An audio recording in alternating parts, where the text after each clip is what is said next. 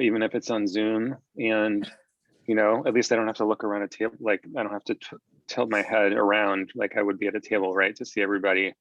It does feel a little bit like we're, you know, at the beginning of the end of what we're all dealing with in our world right now. So hopefully we'll get to see each other in person in the not too distant future, at least by October, right, Leanne?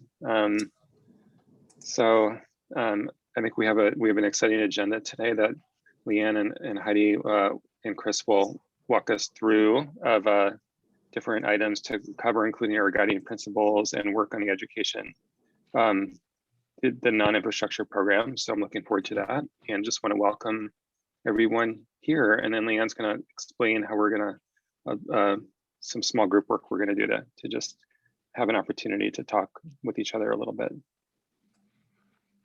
Great, thanks so much, Rob. Welcome everybody. This is the Safe Routes to School Advisory Committee meeting, and we would love for all of the committee members to have their videos on if possible, and all of our guests to turn videos off, just so that we can have like a good look at everybody's face while we're having our discussions. But we would like to welcome all of our visitors as well. And we will do an introduction in a couple of minutes, but are hoping that if you're visiting today, you could introduce yourself in the chat function, as well as if you are here to provide public comment, if you could also let us know that in the chat function, that would be really helpful. I've also added a link in the chat that I created a Google Drive today that where you can the presentation got really big this time, so I created so you can download it from that Google link if you want it at home, and I put the agenda and the notes from last month in there as well, so you can keep an eye on those. But I am going to start presenting, and we will kick off this meeting.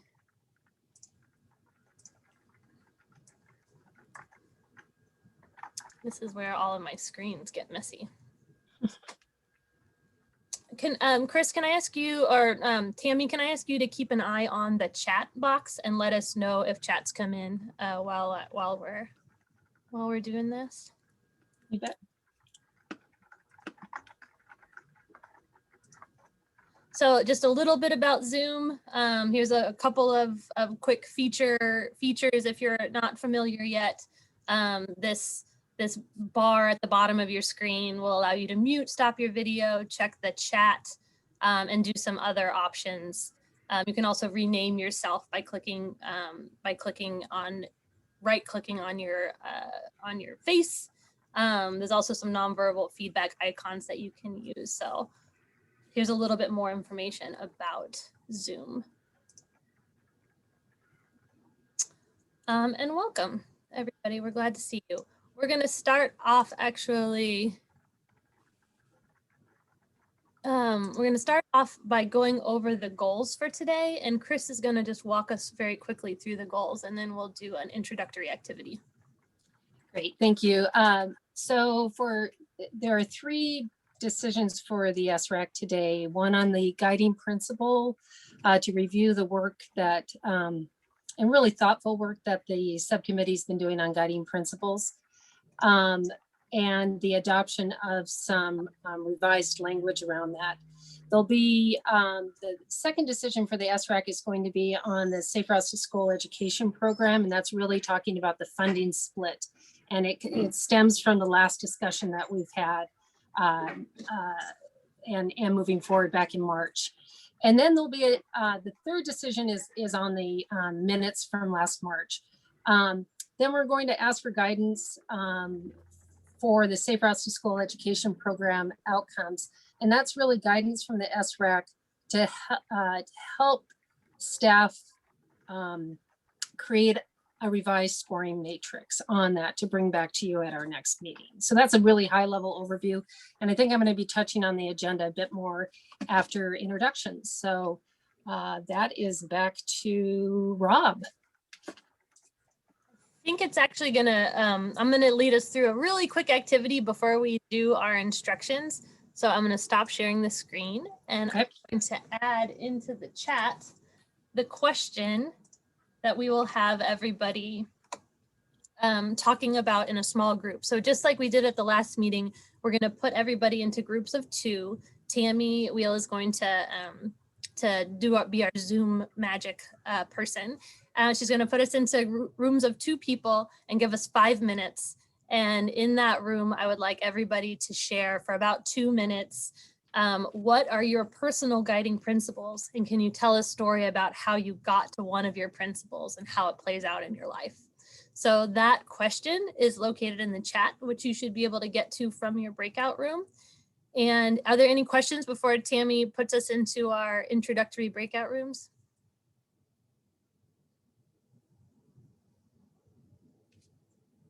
Great, thanks, Tammy. Go for it. Okay.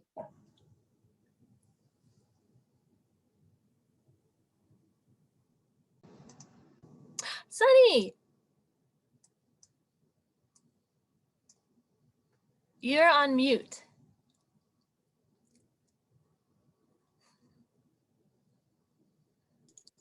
There I am. Hey, I was excited because we've actually not really ever gotten to know each other. So I was like, yes, somebody I don't know very well. Do you want to go first or do you want me to go first? Why don't you go first to show me what you're looking for? This sounds like a very introspective and deep conversation. I'm not very good at those. Yeah, that's a valid point. The question is, tell a little bit about your personal guiding principles and how you got to one of those principles and how it plays out in your life. And just off the top of my head, I think one of my favorite guiding principles is like, say yes whenever possible. And then just working on, like, if it's not going to hurt me or if it's not going to hurt somebody else, like I really want to be open to whatever the opportunities are and whatever, just trying to get to the yes. And I think I got that principle probably from a desire to be as compassionate as possible and trying to help get, if others are sort of describing what their needs are, trying to help get everybody's needs met in a way that is sets everybody up to be like healthy and happy in their lives and be able to take full advantage of like being alive. I think that being alive is a gift, and so like realizing that, and I think how it plays out in my life is that relationships take a lot of energy, so I don't have that many of them. It's hard to get to have that philosophy with a lot of people. It's easier to have it with a smaller number. So I have a tight group of people that I'm real close to and not very many more. And I think it plays out in that my work, basically that philosophy has probably led me to where I am right now with work, like trying to like get to the yes whenever you see something that you're like, oh, I think that needs to happen. How do we get to the yes for that along the way? Well, that's a good job of, I guess, self-analyzing yourself and knowing what you can do and comparing it to what you would like to do and being realistic about that. Mm-hmm. So it sounds to me like, although you'd like to be friends with everybody, you're right. It's exhausting to try and do that. Exhausting. You can't do that for everybody. Yeah. So thanks for sharing it. Guiding principles. As I said, I'm not that introspective of a person. I guess I'm reminded. All right. Thank you for participating in that. Maybe too personal question for a lot of y'all. So hopefully that if it felt too personal, you were able to pass or like share what you could share. But I appreciate the time allowing people to get to know each other a little bit more during this virtual world. So thank you all for sharing with each other and hope that you learned a little bit more about each other. We're going to move along to introductions. So SRAC introductions, member introductions that Rob will lead. Then we'll do some ODOT introductions. And remember, if you're a visitor today, please introduce yourself in the chat. So Rob, would you like me to pull up the list of people in the chat, or do you just want to do it? Let's do it with I faces. think that'd be, are we gonna, okay, I don't have the list available to me right now, so I'm just wondering, are we gonna do the popcorn, or did you want me to read, just to go down the list? I think we were going to do popcorn, but you were going to help. Popcorn, oh, great, got it. So I think the idea is that we'll just each briefly introduce ourselves. Like I'll introduce myself briefly, I'll call in someone else, and then they need to call in someone else, and so forth until we're all introduced. First, I want to welcome our newest member, Brock Dittus from the Oregon Department of Education. Maybe we could call him Brock last, and he could just tell us a little bit more about himself. I see Brock, to me, Brock is a little bit of like a pop culture icon because he is the founder, co-founder of a podcast that it was probably the first podcast I ever followed, called the Sprocket Podcast. And You know about I it. learned about his career Oh, wow. as a bus driver, which I think is probably foundational to what he does now, but also just a lot of other interesting pursuits he has around active transportation. It just seems like, you know, this committee is where a lot of your interests probably come together. So definitely want to welcome you and look forward to working with you on the committee. And certainly I'm available if you ever want to follow up with questions or anything like that. So I'm Rob Innerfeld. I'm the Transportation Planning Manager for the City of Eugene. Sometimes on committees like this, I represent the League of Oregon Cities. And I will call next on Dana Nichols. All right, I'm Dana Nichols. I'm the planning manager for the city of Bandon, and I represent small cities. And I will pick Eric. Good afternoon, everybody. My name is Eric Osterberg. I'm the assistant to the city manager here down in Klamath Falls, and I'm the regional equity, South Central Oregon regional equity kind of representative.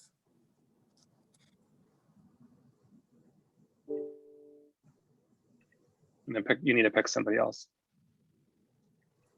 I will pick Sunny. Sonny needs to learn how to run his buttons. Am I there? I'm here. Yep. Hello, everyone. I'm Sonny Chickering. I'm the Region 2 manager for the Oregon Department of Transportation, and I'm a member of the committee. And how about Lonnie? Lanny? Lonnie, yeah, thank you. I'm Lonnie Radke, I'm county engineer at Marion County. I'm new to the committee right now this year, and also on the rapid response subcommittee. So thank you. And I will Heidi. Hey, Lonnie, we're just having, I don't know if any other folks are, but it's a little hard to hear you. So Okay. if you could turn it up, that would be great. Thank you. I don't know that I can. Do I need to repeat anything, or are we That's good? great. That sounds Okay. good. Okay. Sorry.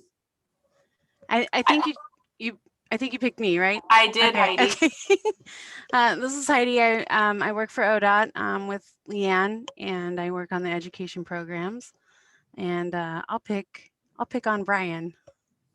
Pick on me. Hello, everyone. Brian Potwin, Executive Director, Commute Options. It's great to see everyone's smiling faces today. Looking forward to this meeting, and I'm going to go with Kim Crabtree.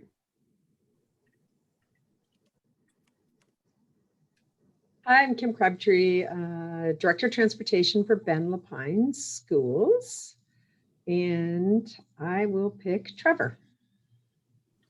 My name's Trevor Arnold. I'm a Deputy Chief of Police with Medford Police Department, and I am a law enforcement representative on this group. And somebody beat me to it. I was going to pick my grade school buddy Brian, but he's already gone, so I will go to Lauren. Have you gone already?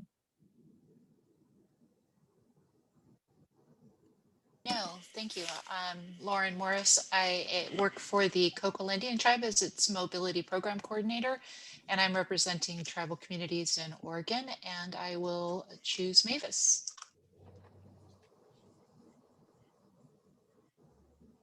Hi, I'm Mavis. I'm in LaGrande, Oregon, and I'm your OBPAC representative, chilling with the Safe Routes to School today. And Luis, let's hear from you. Great. Good to see you, Mavis. Good to see you. Hello, everybody. Well, I'm the OTC representative for this group. And I've had a morning meeting talking about the TSAP. If you haven't read it, I recommend that you do it. Somewhere in there, Safe Routes to School. So my plug, I'm choosing Lofton. Oh, I think Lawton is not with us today. Okay. What are my other choices? Let's say Danny. Okay, good choice. There's my button. Hi, I'm Danny Schulte, the transportation planner for the Confederated Tribes of the Umatilla Indian Reservation out in Pendleton. So I'm one of the tribal representatives. Yeah. I'm gonna pick on, let's see, who hasn't gone yet? Whoops. Has Steve? Steve, there we go. Hi, I'm Steve Dicky. I'm the Director of Technology and Program Management for Salem Area Mass Transit District, otherwise known as Chariots. And I'm representing the public transit perspective and our relationship to Safe Routes. And I'm trying to see if there's any other, are we limited to committee members? Well, we've got Zhao Zhang, who hasn't Okay. gone yet. Okay, well, let's go with Zhao then. I'm just looking on my list. Oh, there we go. Down in the corner down there. Yeah. Just no Zhao, picture. are you able to unmute? I know that Zhao wasn't feeling well today, so she might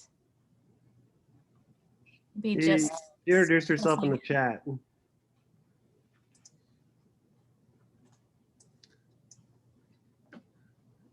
Oh yeah. Oh, Zhao introduced herself in the chat, so she's feeling under the weather today. So I think that's all of the SRAC members. We'll do a couple of ODOT folks next, but first I'm going to play a little bit of acronym bingo because we had a couple of acronyms throw out during the introductions. One is OBPAC, which Mavis Hartz is also on. That's the Oregon Bike and Ped Advisory Committee. Another one was the OTSC, which Luis is also a member of, and that's the Oregon Transportation Safety Committee. And Luis mentioned the TSAP, which I believe is the Transportation Safety Action Plan. I think I nailed all those. So just wanted to nailed it. Nailed it. So thank you all. You got it. Yes. Leanne, I just wanted to see, sorry to interrupt, but is Noelle on the call? I don't see Noelle on the call yet. Okay. I haven't heard from her, so we'll. Were we gonna have Brock introduce himself too, Leanne? Yes, and then Brock, Okay. Brock, and then we'll do the rest of the ODOT crew, and then we'll get started. All right, yeah. My name is Brock Vittis. I am an employee at the Department of Education, and as Rob mentioned, I'm a hobbyist in other pursuits. So my career in pupil transportation began back in 2007 when I got a job with Portland Public Schools, driving a school bus. Became a certified behind the wheel trainer and classroom instructor for school bus programs through the state in 2015. And then in 2018, an opening came up and I applied, and here I am working for the Department of Education. And it's been fulfilling these past 3 years to know that I'm in over my head and to learn a bunch of things and to feel less that way now and to be able to help folks in the field, hopefully. And I'm sure Kim could speak to whether I'm helpful or not, but attempting to be helpful to everyone in the field as we've gone through all the very unusual things we've gone through these past year or so. And so, yeah, and as Rob mentioned, I love riding bikes. I started a weekly talk show about them as a podcast back in 2010, and just got out of that so I can spend more time with my family, with my two boys who are 2.5 and 6 months, and getting ready to figure out how to get them out camping and riding bikes. I'm ashamed to say my son doesn't, my oldest son, who maybe could be riding bikes at his age, hasn't had the gear and the interest yet.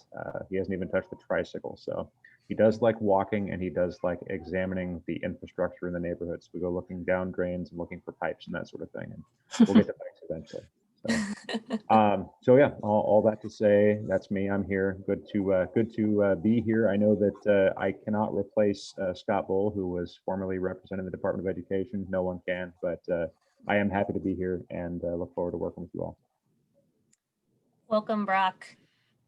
I think we should do a real quick round of ODOT folks just because Brock's on the line and he's new. But what I'm going to ask you to do is just turn your videos on really quickly, and I'll do a quick introduction for all the other ODOT staff on the line. So we've got Susan Pythman, who works for the Public Transportation Division and is the staff lead for my position.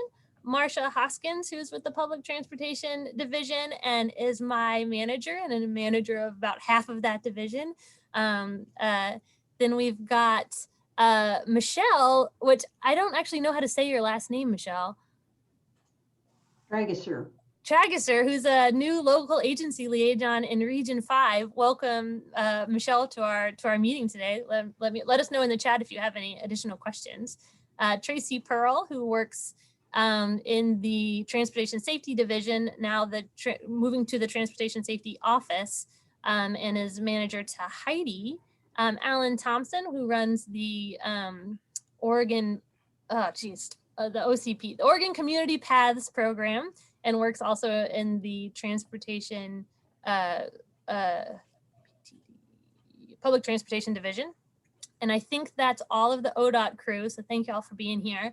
I want Hannah DeCapelle to also introduce herself. She's our note taker today and will be a presenter later on. Hannah, do you just want to say hi and where you work? Hi, everybody. I'm Hannah DeCapelle with Alta Planning and Design. As I noted in the chat, I'm the project manager for the consultant team that works with Leanne and Heidi on delivering safe routes across the state. Awesome. My name is Leanne Ferguson, and I'll let Wachi introduce herself, and we'll keep chugging along with this agenda. Thank you. Hello, everyone. I'm Chris Wachi. I have a little firm in Eugene called Cogito, and I have served as the Safe Routes to School facilitator over the past few years for the advisory committee. So quickly, just a brief overview of what we have coming up for the next 2.5 hours. We'll do a little SREC business. Again, we'll be asking for your approval of the March minutes.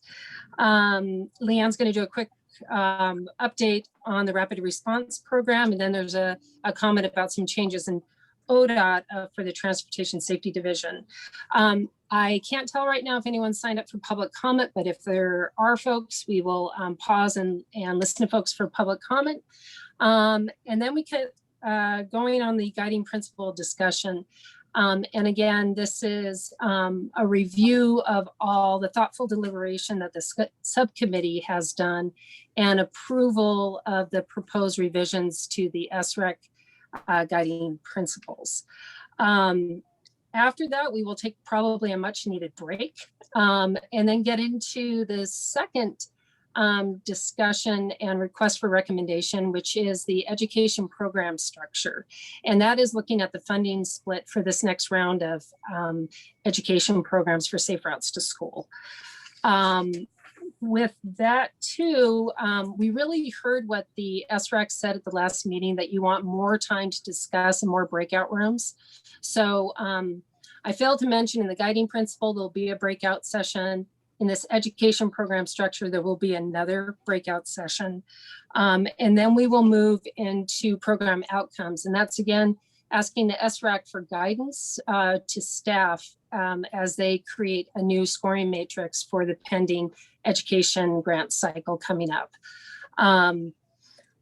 We have the pleasure of Susan Pythman giving an update on the Bike Ped strategic program, and then Hannah DeCapelle, who is kind of doing a twofer at this meeting, not only taking notes, but she's also going to present on the strategic needs assessment. And again, Hannah is the lead for the technical assistance program for for the Safe Routes to School program. We will wrap up, and as we always do with SRAC meetings, we do a check-in to make sure what could be better, how do we improve, etc. So that's how we're going to move through the next 2.5 hours. All right, so moving right into it, for those new members, the SRAC operates as much as possible on a consensus model. And the way we do that is through discussion, understanding if you're fully supportive of the decision or choice, you raise your thumb. Sideways, well, you may not be supportive of the decision, but you can live with it and will not oppose it. There's some discussion around that if need be. And then finally, if you are opposed to it, thumbs down, and then we will have more discussion. If we cannot reach consensus after a given period of time, we will go to a majority vote, and that's in the SRAC bylaws. Okay, so for this, and I'll need to stop sharing the screen for a moment. Has everyone had an opportunity to review the minutes from March, and are there any changes, additions, or are you ready to accept? So I'll pause here for any changes or additions, clarifications.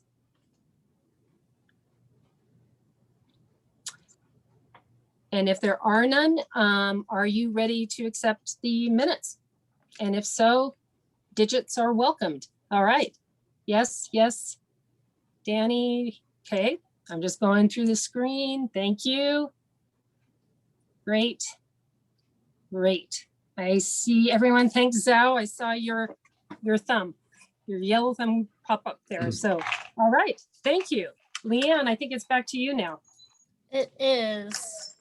Hang on one second. Noelle Nickelberry is not here today, and she's not one I heard from that was going to not be here. So I'm going to send her a text message really fast to see if I can find out more information about that. Okay. And this is when I need that giant, beautiful screen that I've heard so much about. Nope. Sorry. Screen share. Okay. Everyone seeing the slides again, I think? Okay, great. So I wanted to do a quick, during the SRAC business, a quick rapid response subcommittee update. We have a subcommittee of our wonderful committee that helps us with our rapid response program, where applications come in at any point in time, and we approve projects for really high safety needs in communities, which generally means that there has been a pedestrian or a bicyclist injured, or heaven forbid, a fatality on the roadway. And then they come to us with an application of ways that they can do an immediate fix to that area that would have helped that situation. So in the past month, our rapid response subcommittee has been pretty busy. Usually we don't get this many applications in a month, but we've been we approved two, one for a project in Phoenix and one for the city of Eugene. So just wanted to let you all know that two more projects have been added to our list. We had funded up to this point 70 projects, so now we funded 72 Safe Routes to School projects. So I just wanted to say that out loud, and thank you to the Rapid Response Subcommittee for helping us make these decisions. Also wanted to put a quick note in your head. We won't do it at this meeting, but I'll probably send an email out in the next couple of weeks. Lawton Elliott DeAngelis has taken another job. I wasn't sure if this would be his last meeting or if he has already moved on. So I think he's actually already even moved on from his position as the Springfield Safe Routes to School coordinator. He is also a member of our Rapid Response Subcommittee. So we'll be looking for a new member for that subcommittee in the next couple of weeks, and we will be looking for a new SRAC member in the next couple of months. So just a quick heads up about that. Now we'll pause for public comment, and we'll just check the, I don't see any in the chat. So I don't think we have any public comment today. So we'll keep. I don't see any either. Mm-hmm.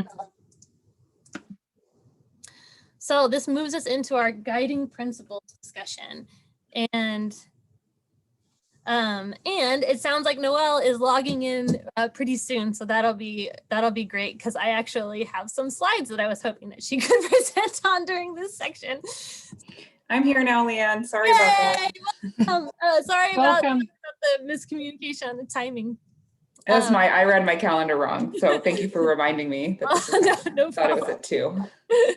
Leanne, could we have Noelle just introduce herself quickly? Yep. I'm gonna open the screen up. Noelle, could you do a quick introduction for you? Sure. Hi, everyone. Noelle Nickelberry, she, her pronouns, and I am the Safe Routes to School coordinator at Metro Regional Government in the Portland metro area. Welcome.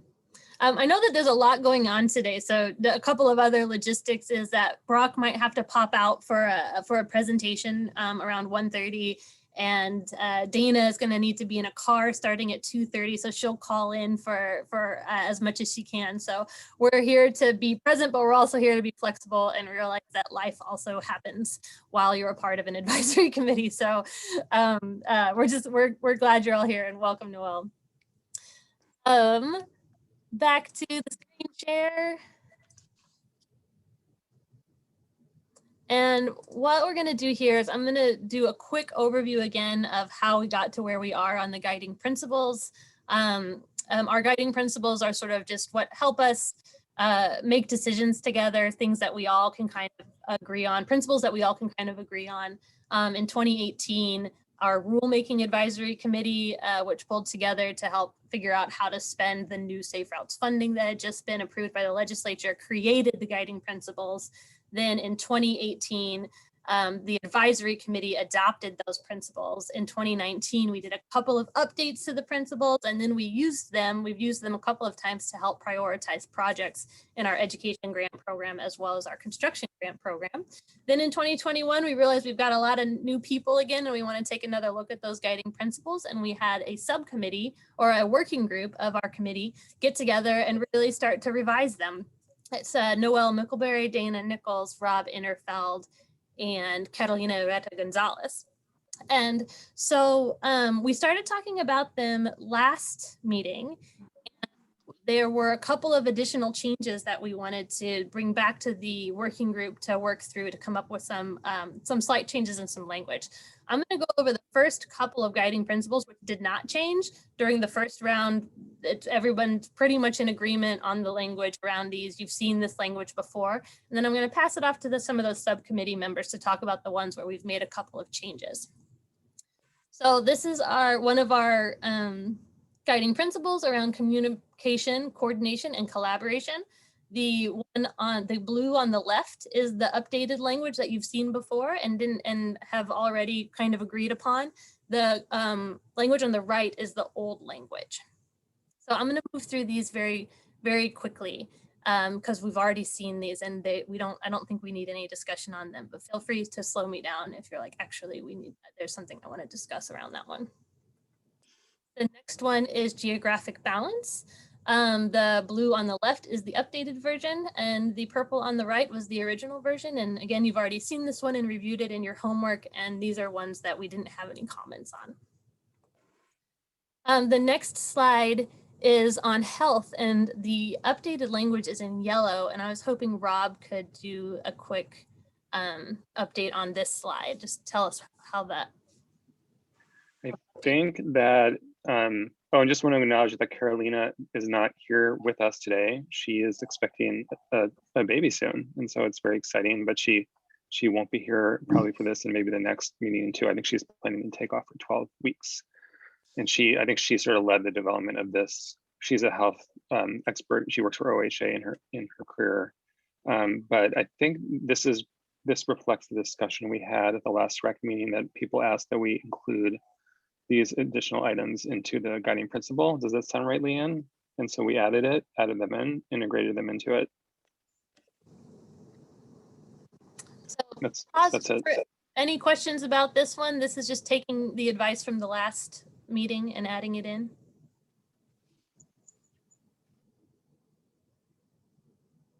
Not hearing any, I'm going to move on, but we can come back if I've missed a comment. Someone who's trying to speak and is on mute. The next one is around safety. We've made a couple of updates, or the group made a couple of updates to this in yellow. Dana, would you mind talking through this quick update? Sure. So I would say to start off, it definitely became more concise. So we cut down on a lot of the language that was sort of superfluous. And then also got rid of the jargony language around Vision Zero and clarified it to match with the Oregon's goal of 0 fatal or serious injuries. Any questions about that one? Thanks, Dana. All right, we're going to keep chugging. The next one was about maximize resources. And Rob, I was wondering if you could do a quick explanation of the addition in yellow. Sure. I think, again, this was just a request that was made in the last REC meeting where people asked that we include this in this guiding principle, and it seemed to make a lot of sense. Because, you know, when projects are more cost effective, we're maximizing the resources because we can spread the money further. Any questions on this one?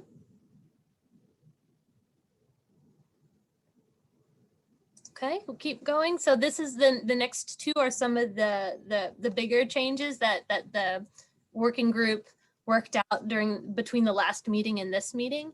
And this slide is updating our social equity guiding principle to say addressing transportation disparities. And this is some new language written by the working group. And Noelle, I was hoping you might be able to speak to this slide for a minute or two. Yeah, sure.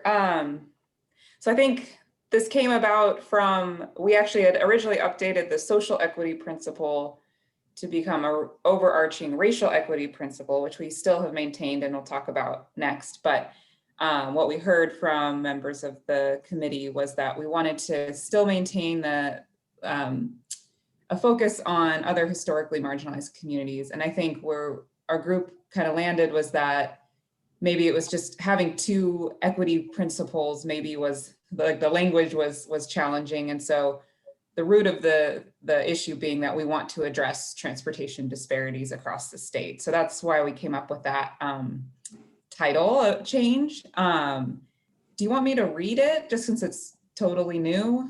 Yeah, maybe that's a good idea. Okay. So yeah, many communities in Oregon have experienced a historic lack of investment in transportation or have experienced displacement and gentrification that impacts their ability to benefit from transportation improvements. This includes, but is not limited to, low-income communities, immigrant communities, people with disabilities, and BIPOC communities. To support improved outcomes for all historically marginalized communities throughout Oregon, we seek to understand the barriers and opportunities that affect different groups and prioritize programs, strategies, and projects with those challenges and needs in mind. We are committed to delivering solutions that are based in community best practices and support the success of historically underserved people. And BIPOC is another acronym that's a popular acronym for this topic, and it means Black, Indigenous, and people of color. Yeah, and that's in the racial equity principle, which I think in the future, I believe we spell it out there, which we should. If we didn't, we should. But I would say ideally, like the racial, since we are proposing that the racial equity principle be overarching and inform all other principles, that kind of would come at the top and use that definition there. Great. I'm going to move on to that slide. We can come back to this one for questions, but I think Noelle's right that talking about them both together is kind of helpful at this point. So I'm going to keep going. And Noelle, I'm hoping that you can also introduce this slide. Leanne, did you see Zhao's comment in the chat? No. I suggest let's continue through this and then we'll circle back and touch on Zhao's comment. Okay. Thank you.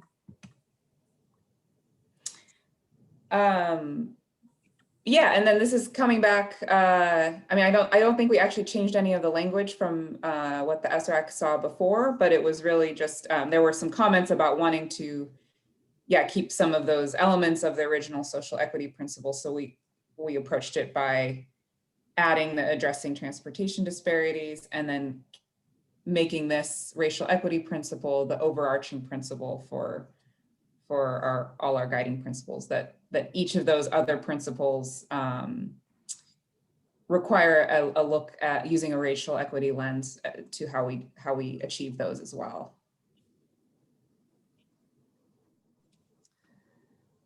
So the next piece of our agenda is to get into a discussion and around recommending these guiding principles.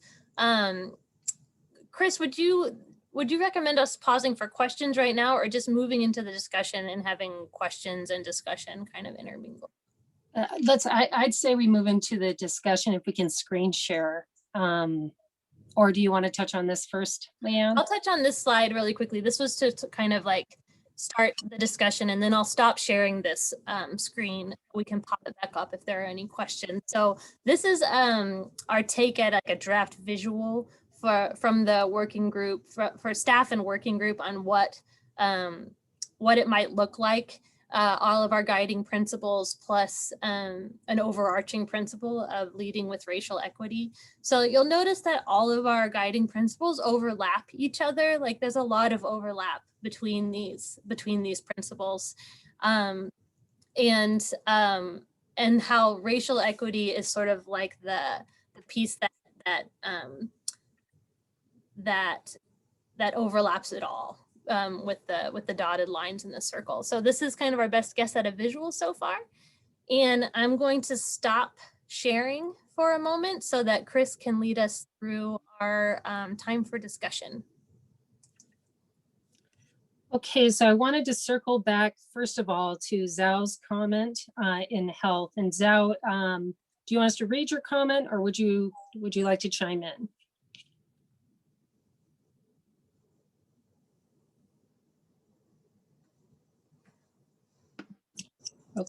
Okay, read please. So Zhao's comment is small comment on health principle. I know we added healthy food, etc. And just wondering if we're setting up milestones to address those things directly. If not addressing them directly through this committee, are we just making the connection to overall health benefits? So I can take a stab at that answer. So I think that like we're taking a stab at overall health benefits. I think the guiding principles aren't necessarily set up to be how we like the evaluation measure for all of our programs, although we might use some of these things to evaluate programs, but they're a little bit looser than that. So we don't have to decide now if we're going to use that as a measure or if we're not going to use that as a measure, just for it to be included in the guiding principles. And I think that the idea was just to try to incorporate a little bit some more health into like what sort of guides us from here, from like our heart, as opposed to real specific measurements and evaluation. And I recall, I believe, Luis, you brought this up, that access to healthy food is a big consideration within health and the transportation connection as well. And then Zhao augmented it with some of the work from Oregon Health Authority and some of their language that they're using. Carolina. I'm sorry, Carolina. Sorry, Zhao. Any comments about that? Questions about that? So are there questions, comments, concerns, compliments? I'm sure the subcommittee would welcome on the revised language. Can we pause here for a moment before I ask the committee to weigh in?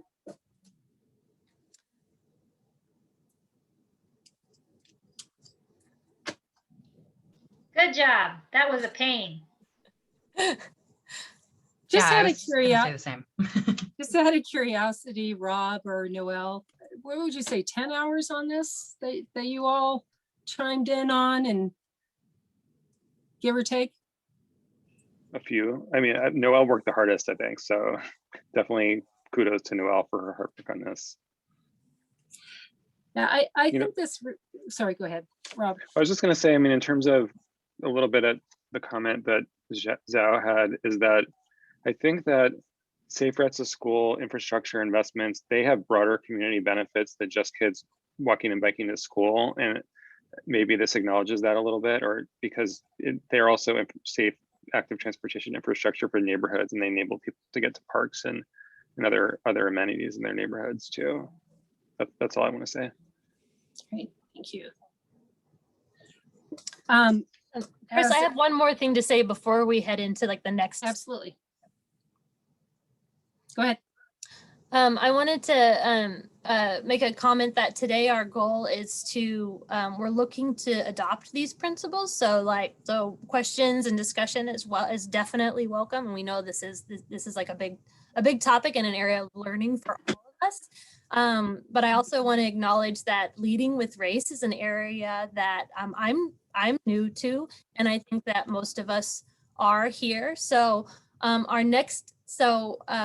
after we sort of adopt the idea that we're interested in exploring this, our next step will be to work together and define what that means. So today we don't have to all agree on like, what does it mean to lead with race? We're just agreeing on going on kind of a journey together to explore that as an advisory committee and what does that mean for us. So I just wanted to say that out loud and just acknowledge like, I don't have all the answers. The subcommittee also, or the working group also didn't have all of the answers, but we had some, but just some ideas of things that we want to explore. So yeah, this is a decision to kind of embark on this journey together. Right. Thank you for that, Leanne. All right, are we ready to make a recommendation? If someone could actually make the recommendation, Rob, maybe you could lead it and then we could see how folks' digits work.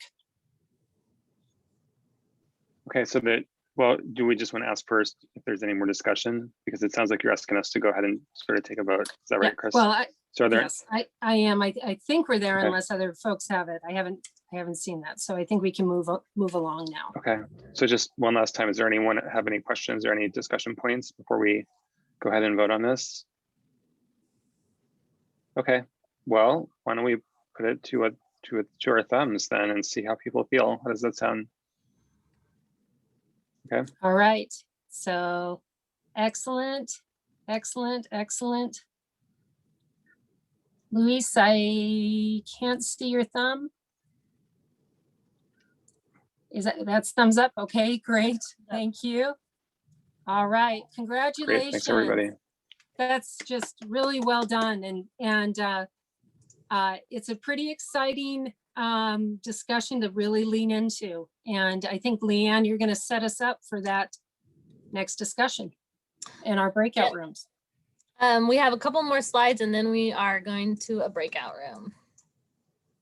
Sorry for the double share. Okay, so the last meeting, we also asked folks on the committee to ask any questions that they might want to have to answer to help get us started thinking about our new addressing transportation disparities and leading with race.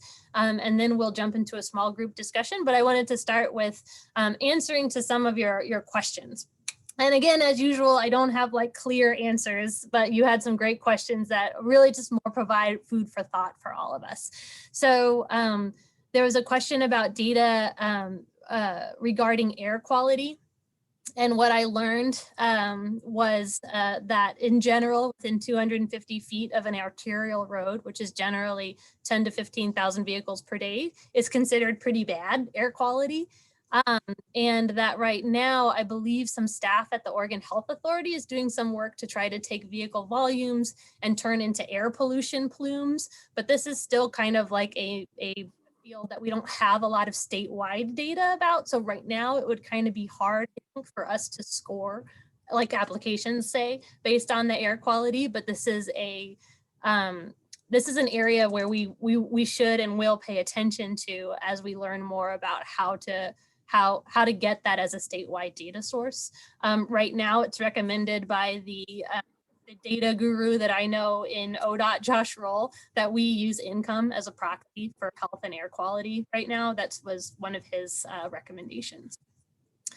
Another question was about historical data and things that have impacted kids walking and biking to school. This, I know a lot of survey data and a lot of anecdotal data around what are some of the barriers. And some of those barriers are things like weather, time, the built environment, the distance that you have to walk or bike to school, crime, hate crimes, bullying. These are all things that can be barriers to students walking and biking to school. There are some statewide surveys that we can potentially ask some of these questions again and see if any of these things are changing over time. So we don't have a question right now in the statewide survey that ODOT puts out around barriers, but we do collect this data from parent surveys through our project identification program and through some other things. So, so far, those things that I listed are things that are still coming up in all of those surveys. But again, something that we'll continue to learn from and explore. Another question about impacts of gentrification on school population and the travel needs for kids.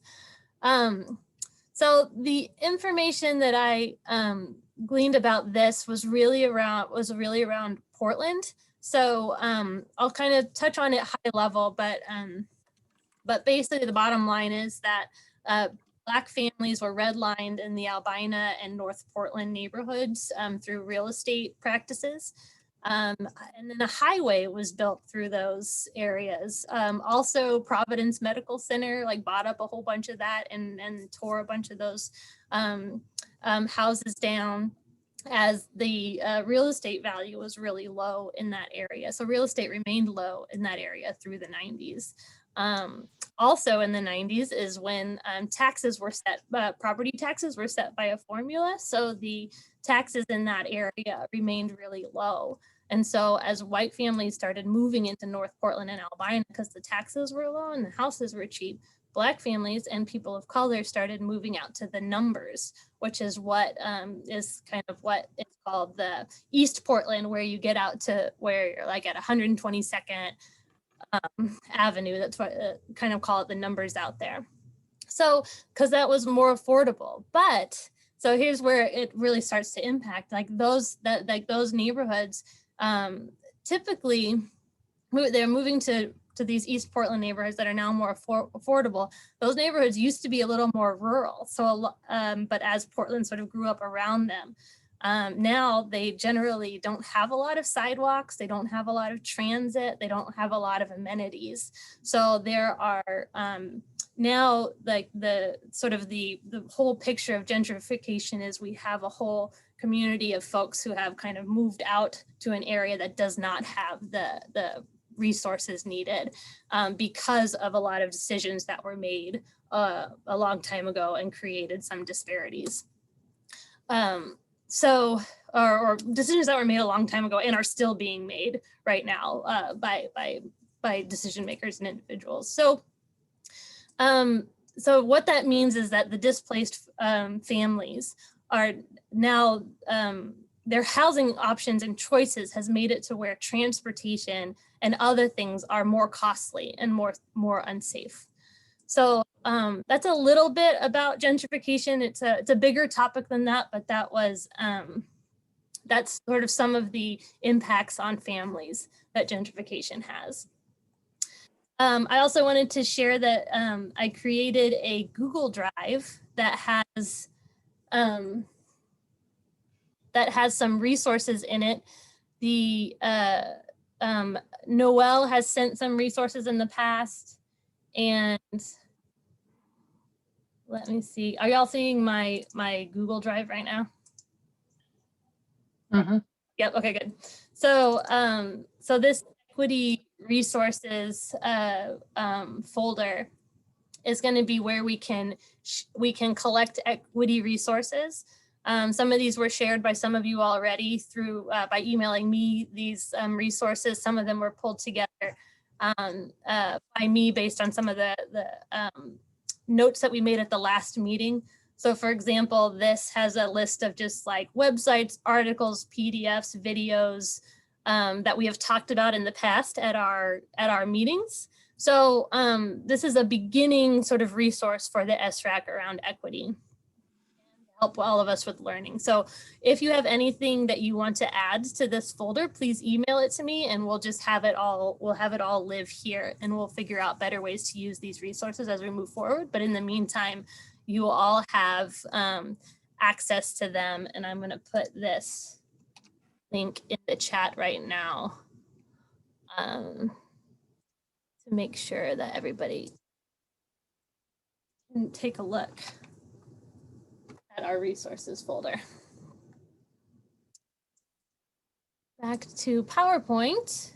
There's also some things to come. The Transportation Disadvantaged Index is a new tool that ODOT is creating and using to help prioritize projects. And we used it in one other grant program so far. So next meeting, I'm hoping to have that grant program manager, Alan Thompson, come and tell us a little bit more about the Transportation Disadvantaged Index that can be used to help score applications, as well as ODOT is working on an equity lens, and there'll be more to come on that as Nikatris Perkins is coming to our next meeting to present to us on what's going on with the equity office. So thanks, Luis, for bringing that up at the last meeting. That was a lot of information, and I talked longer than I thought I would, but trying to answer some of the questions from the last meeting. Which is going to start us a little bit on our journey about how to lead with race. So, so we want everyone to kind of recenter your brains for a second, because our next small group breakout will be around what do you think leading with race looks like for our committee. So a mind that is stretched by new experience can never go back to its old dimensions. So we're embarking on this journey together. Some considerations for your discussion, and this comes from netimpact.org, is to remember to have respect and reflect and kind of resign, like embrace any sort of discomfort that you're feeling, to research and relearn, to learn new information and be open to how that interacts with the information that you've learned in the past. Reset and reboot, be sort of open to that resetting process and seeing where it takes us in the future. And recognize bias and privilege. This one's really hard and also really relevant to every human on the planet has tons of bias and is privileged in some way, and recognizing what that privilege is and how it affects us and the people around us, I think can be a really interesting journey. So some things to consider as we move into our breakout rooms. So we have about 10 minutes, and Tammy is going to organize us into 4 small groups. Hang on, let me pull up my notes. Tammy's going to organize us into 4 small groups. Dana and Chris will be working together with one small group. Dana will be facilitating and Chris will be taking notes. Rob and Heidi will be working together in another group, Rob facilitating and Heidi taking notes. Noelle and Hannah in another group, Noelle facilitating and Hannah taking notes. And I'll be doing the 4th group. And in this group, you will you will be discussing this question, and I will put this question in the chat box, which is the one thing I keep losing, is that chat box. Oh, there it is. Out of all my screens. What are the ways the SRAC the Safe Routes to School Advisory Committee can lead with race? So Tammy, after this, we'll have a report back session. We're not making any decisions today. We're just having some discussion to help staff and the committee figure out how to do this and what to do next. Tammy, I need to break us up, or are there any questions before Tammy? Thank you. Yeah.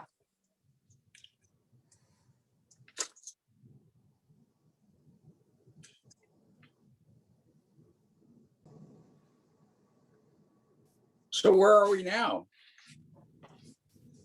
We are in a breakout room. Let me open a new document to just add more documents to my desktop. Is it okay with you guys if I lurk? I don't feel it's not appropriate for me to contribute to the discussion because I'm not in the advisory committee, but I didn't know if you guys would feel uncomfortable with me lurking either. I don't think it lurk.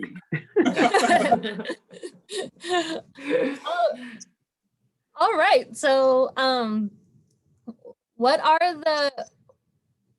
the ways that the SRAC can lead with race? Does anybody have, like, there's no wrong answers here. So like any ideas, So before I talk about race, I want to tell, I'll send it to you, Leanne. We have a $500,000 grant for racial profiling in all the police forces in the state of Oregon. And we have a person working on that, racial profiling. So these are really good results about how minorities get stopped and where it's happening. So I'll send that to you for your Google. Great, thank so you. We talked about that last meeting. Mm-hmm. Yeah. So I'll stop now. But race has been part of my life all my life. So I could tell stories, but I won't. But that's interesting that you say that. I feel like as a white person, I'm not really the one to say where we should lead with that. I feel like we need to get into these communities and ask them where they need help in some of our more underserved areas. I think us deciding or thinking what they need or where they need help is not really the right place to start. I agree.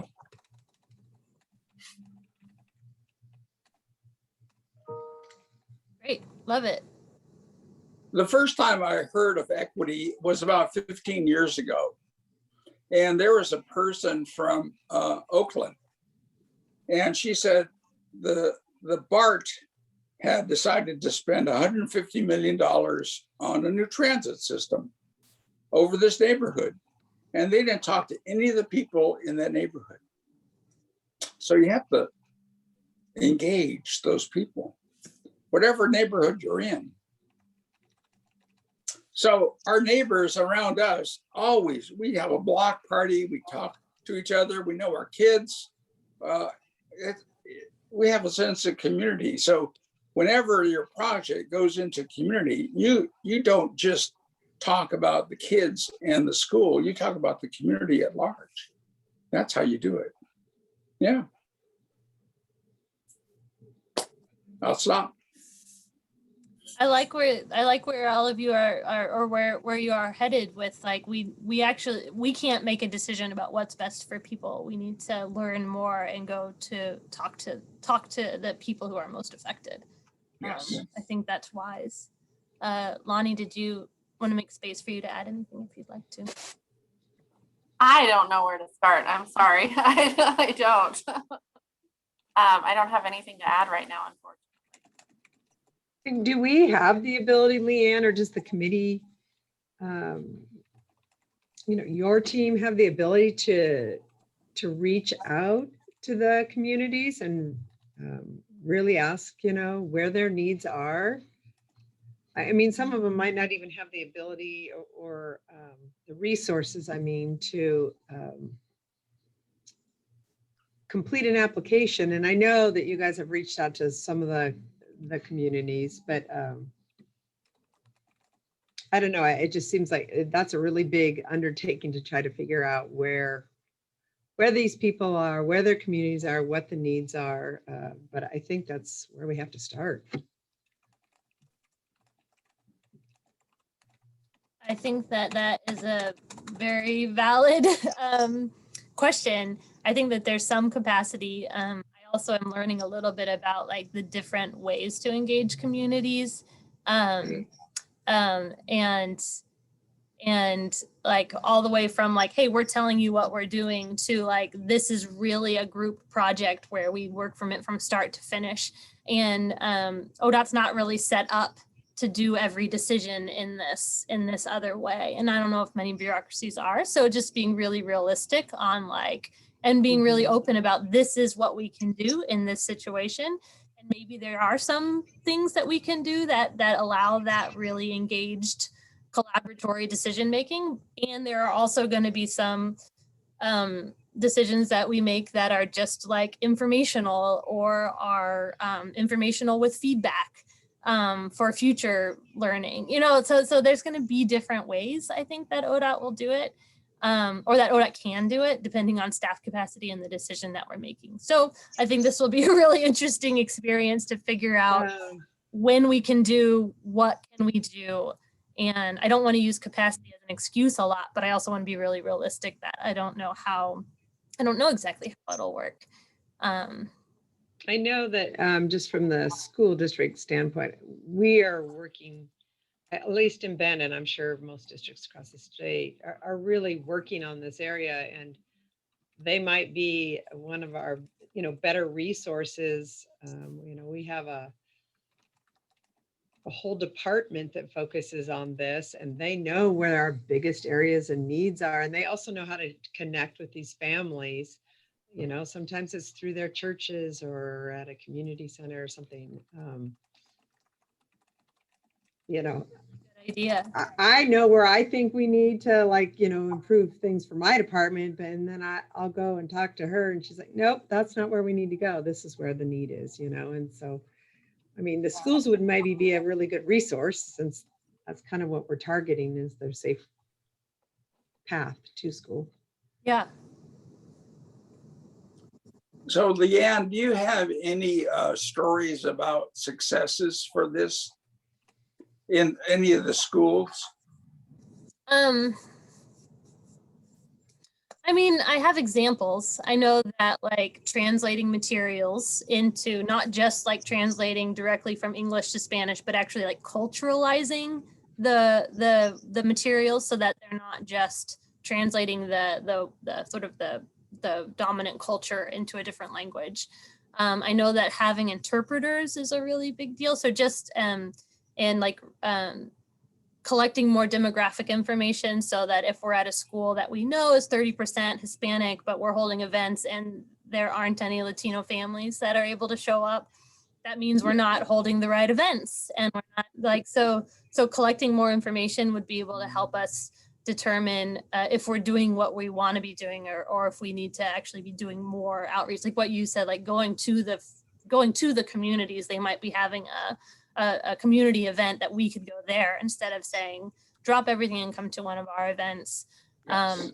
I also have heard of racial equity lenses that you can use around any sort of big decision that you're making, and it's really just a list of questions that you make sure that you ask yourself to try to recognize your own privilege and bias even in your decision-making processes as a group.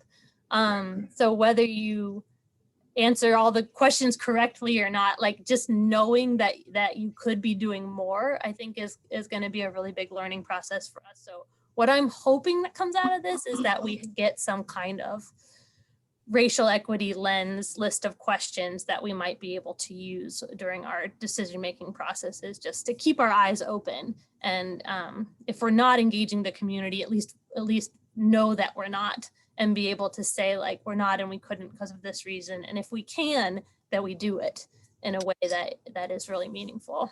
This is a great answer. In the time of COVID, this is really hard to come across. It's really hard. After COVID, maybe we can do better. Yeah, I think there will be more options after COVID. I really like your idea, Kim, about there are people that are doing this better than us or than ODOT is. And so learning from school districts, trying to coordinate with their efforts. I think that's a really wise. Yeah, I mean, they know the communities maybe Yeah. better than a larger oversight like ODOT would be. I mean, they're in the community. Right. I just know the amount of equity work we're doing on our end. I mean, administrators, we have to meet every 30 days and spend 4 hours of work on this. And wow. There's lots of reading. And so I imagine other districts are really digging in that way too, and really know where the needs are better than some of us would. It looks like we're about to wrap up. So are there any last minute comments before we head back into the main room? Sorry. No apologies needed, Lonnie, at all. This is new. This is a new world, and no other statewide advisory committee at ODOT's doing this work. So we are trailblazing, and that's why we also don't have a lot of answers. Just more we're here to learn. I feel like I know this much, and there's that much to know. Mm-hmm. Yep. Well, thank you all for your ideas and contributions. I appreciate it. Yeah. I think I interrupted myself. Yeah, we were deep in conversation. Well, I can't wait to catch the end of it. Oh, it was good. It was a big crescendo. Well, I think that's everybody back in the room, and we're running a little bit behind schedule. So I wonder if we want to do a quick report out before we take our break. I think we're about 2 minutes behind schedule. I will say we didn't have public comment, so we do have a little wiggle room on here. So if folks can hold on for about another maybe 5-10 minutes, and then we'll take a break. Would that be good? Okay. I just wanted to note that Eric got dropped out of our call and now I don't see him on the line and she just kind of vanished. So I don't know where he went. Okay. Okay. We'll keep an eye out for that. Now is a quick report back, just like the dominant themes that you heard or some key comments. And I'll start with my group if that's all right. And Dana, would you like me to do this or would you like to chime in? Yeah, if you want to, you were a great note taker, no doubt.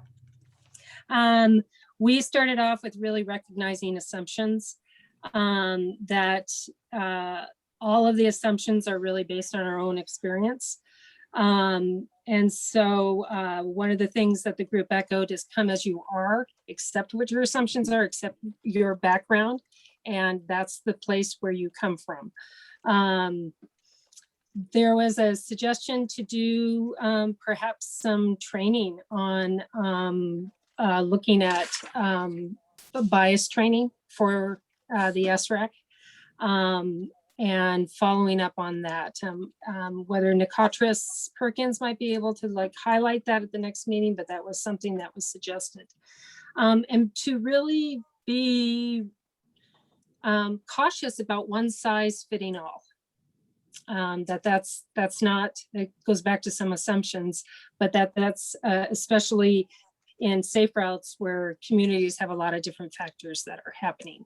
So for my brief group, did I capture that well? Did I miss anything? Okay. All right, well then let's volley on to Hannah and Noelle. I took notes, so I can go ahead and start, and please chime in if I misrepresent anything or didn't have more. But yeah, we talked about sort of the tension between the need to listen and acknowledge that we don't have all the solutions, that a centralized group like this may not be aware of localized needs, and also this opportunity that's coming up to adjust the criteria for the upcoming education grant is a place where we can visibly show this directive and the focus on racial equity. We talked a lot of similar things what Chris shared about how we're not taking action in a vacuum, and that we need to not presume that we know the solutions, but to really engage with and listen to communities. And we also talked about the need to provide funding for community members who participate in providing feedback and in potentially providing technical assistance for groups who want to apply for a grant. If we're asking for more information, then we should be providing technical assistance to support engaging with the population before applying. Is there anything else, team? Great. Okay, thank you. Rob and Heidi?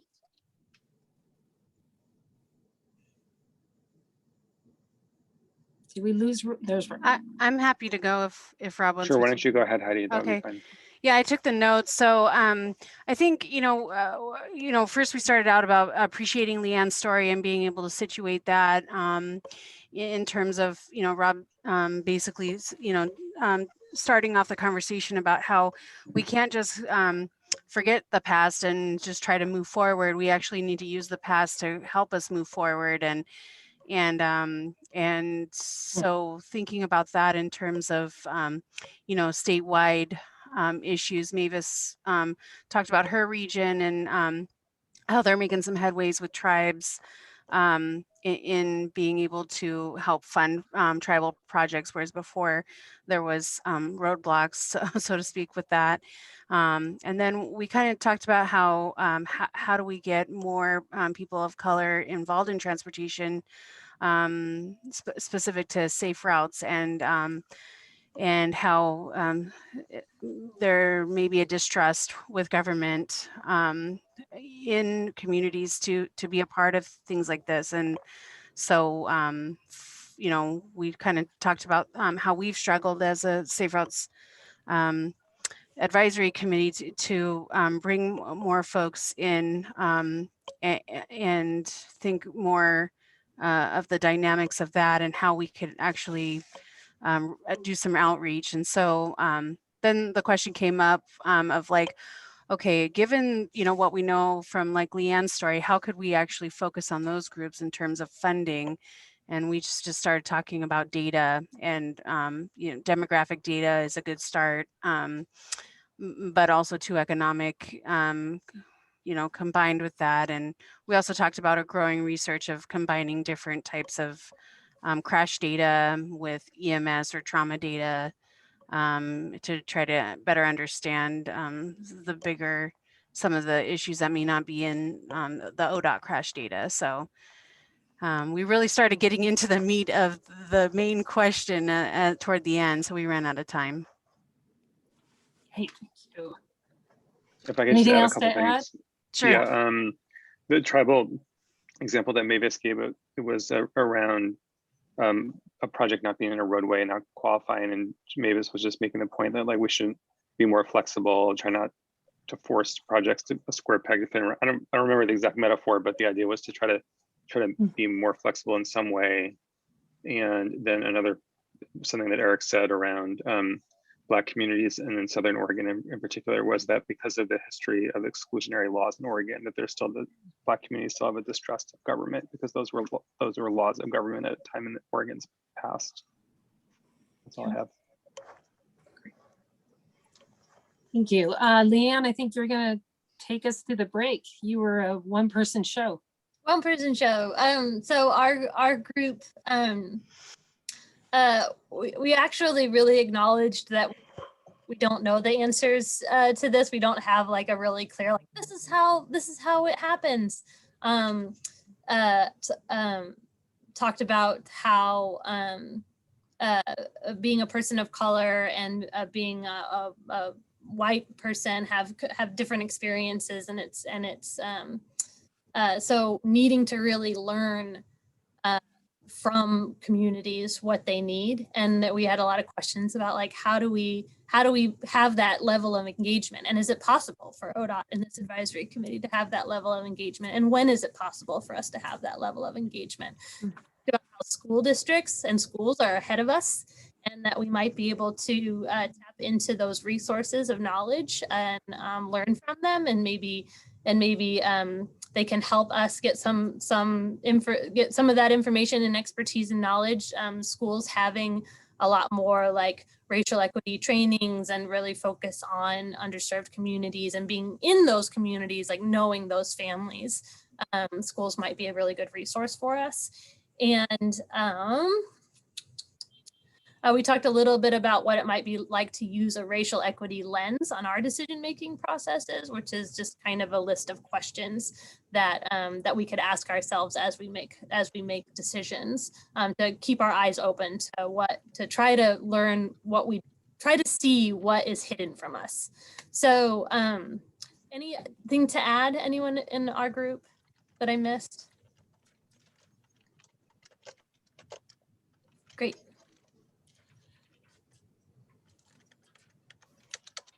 Fantastic. I think that's going to be the first of many conversations as we work through this and looking at the guiding principles with a racial lens that informs much the work that the SRAC will be doing as we move forward. 5-minute break. I think, Leanne, do we have enough time for 10 minutes of people doing the stretch, or are we? We're about 10 minutes behind schedule, but we might make it up in the program outcomes time, but I would feel more comfortable with a 5-minute break. Yeah. Okay. Don't run out of time if folks are okay with that.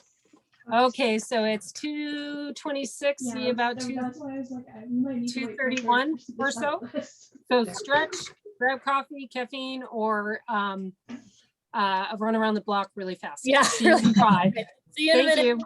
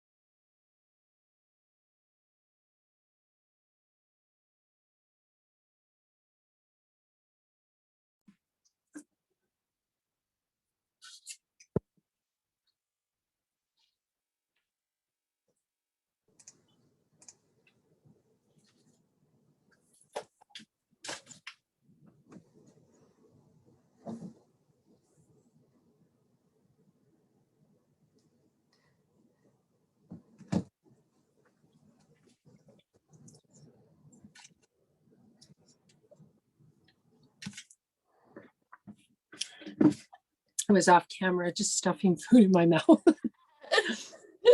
All I have are like, I made these like drop biscuits this morning. You know, like the easy kind of biscuits, but they're so chewy. Like definitely can't eat it during a meeting. But it's staring me in the face.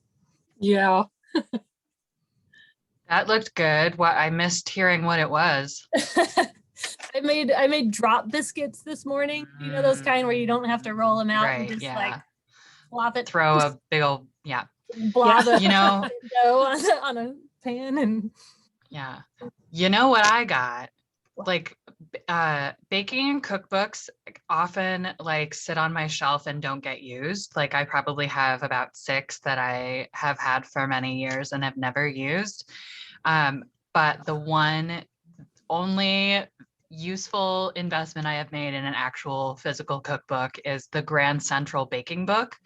Oh, I've heard about that. It's so good. And it's like literally like you know, like 30 minutes into bake time, your house starts smelling like Grand Central Bakery.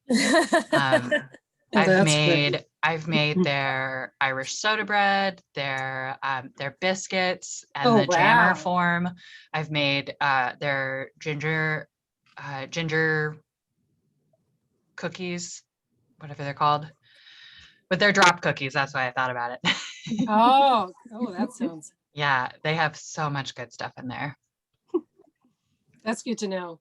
Yeah. One of the things on the pandemic I did is sign up for all these daily recipes, and is like, you know, Delish or the New York Times or and actually I find that it's actually stymied me. There's just too many choices. So I'm still back to Campbell's soup. No, I'm kidding. Oh yeah, and their coffee cake, the coffee cake. Oh my God, the Grand Central coffee cake, just like loaded up with either berries or apples is my, it's so good.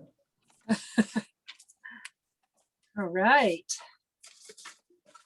Well, as folks are popping back on, I want to give a quick Lawton update. I had a couple of chats say like, where's Lawton? What happened? He's going to grad school and he is starting a wild Alaskan salmon CSA. So if you would like wild salmon delivered to you from Lawton's Alaskan family, he's I can help provide he sent me a link to his Alaskan salmon CSA. So we will miss him and we're excited for he has an entrepreneurial spirit. So I'm excited that he's able to like embrace some of that for the next couple of years. Good for him. Okay, I think we're about ready to launch back into this just to stay on time. And the next is really getting guidance from the SRAC on the education program outcomes. And part of this, I'm sorry, we're actually going to be talking first about the funding split for the program. So Heidi, are you back in action?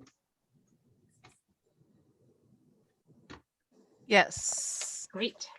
Okay. If you work for like any government ever, it's pretty much. I think and if just a reminder for people to mute if you can, unless you're speaking. That includes me. All right, I'm starting the PowerPoint again, Heidi. So you just let me know. Okay. If you want me to move to the next one. Sure. Hi, thanks. Yeah, so I'm just going to give you a little bit of a recap for this from last meeting, just to kind of situate us where we're at with our decision today.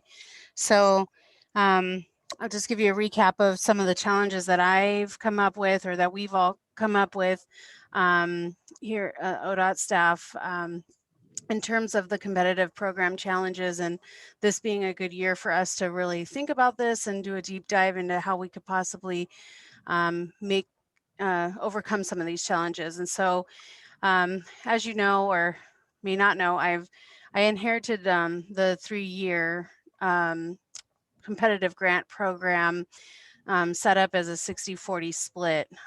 And so this last round, the current round, we went ahead with keeping it the same, mainly because I was new and we're, just trying to figure out how Leanne's and my program are coming together and how we're expanding the program and working with shared technical assistance. And so, however, from that, some of the recap from these challenges are thinking about how we have just one competitive program for education programs to fit so much diverse needs in the state. And that 3 years is a long time frame to one, plan 3 years out for Safe Routes to School. Safe Routes to School education programs are not cut and dry. They aren't, you must do this step and then this step and then this step and then we have a finished product. There's so much involved in it. So A, it's difficult to plan that far out, especially when you're new. And B, it's a long time to wait for a grant if you don't get funding in one round. So we're looking at ways of how to get more assistance for folks to be grant ready so that they can be off and running and plan for those longer term grants. Also too, thinking about how to better support school districts. Those are the folks that we really want to buy into these programs and have these grants. And the ones that do want to do this and buy into it, they have a struggle to even get the grant established. So how do we make it so that school districts and communities of need and folks who have never had a grant or have never worked with ODOT or have worked on Safe Routes, how can they be better prepared? While also too still being a resource for folks who have had grant funding or off and running and just need a little bit of help to keep running. So there's a lot of diversity. Also thinking more about how we can do more outreach and engagement and help with project planning, and how we know that Safe Routes to School coordinators are fundamental. Programs do the best when they have somebody that's paid to be the coordinator and strictly be the coordinator. And so how do we fund those projects for communities who may not be able to house a coordinator or have any of those steering committees set in place?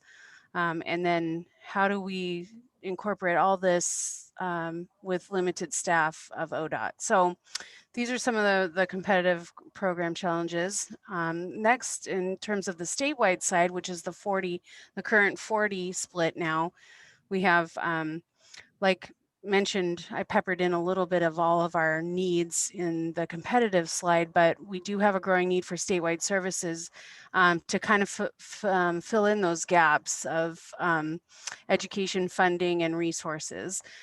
So filling in the gaps of creating education materials and training PE teachers or training health practitioners or after school programs where there is no Safe Routes to School coordinator, but at least we could get some kind of bike and ped education for kids. This is just an example with our curriculum.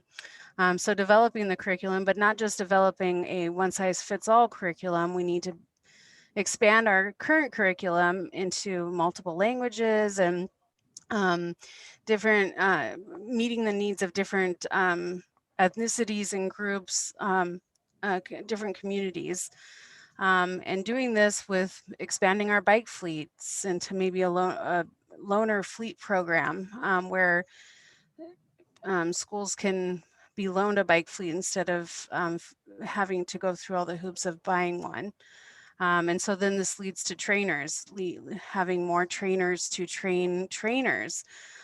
So all of this is some challenges that we run into we have such a big need for all of these things. So with that is working on more engagement and outreach programming and funding technical assistance to help us do all of these things.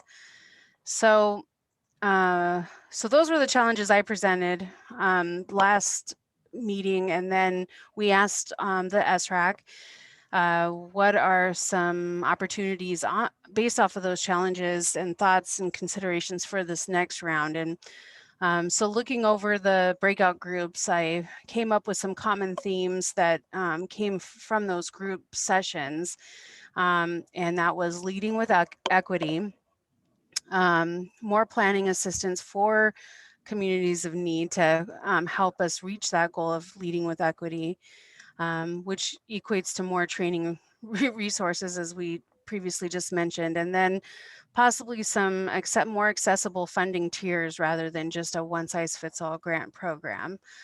So this could include programs in different phases of Safe Routes to School, from very beginning to really advanced. So next slide. So more specifically, your input on the competitive program was to shorten grant cycles in order to meet some of those needs, create seed funding for startups. So this is a way to build capacity in areas where they may not be able to house a coordinator right away. Tailor these programs to meet that community's need, and while also too expecting that current grantees or grantees who have had repeated funding, expect them to be able to sustain after a set amount of time. And also target areas that are will have the most impact. So this is again leading with equity. And then again, too, also with equity in part is making this more accessible to rural communities who may not have the resources to start up on their own. And then another important point or theme that came out in this is looking to support partnerships with an equity focus. So maybe giving applications who are really focused on partnerships, community partnerships with equity, and leading with focusing on race as being a priority. That would be something that we could maybe put as part of our funding requirements. So in thinking too about the statewide services more specifically, your comments came into tying technical assistance with new programs. Then this will kind of help give programs a shorter time frame. So if we were to go from 1 to 2 year grants, if we could tie in technical assistance, they might not need the 3 years to get off and run if we had more technical assistance to support them.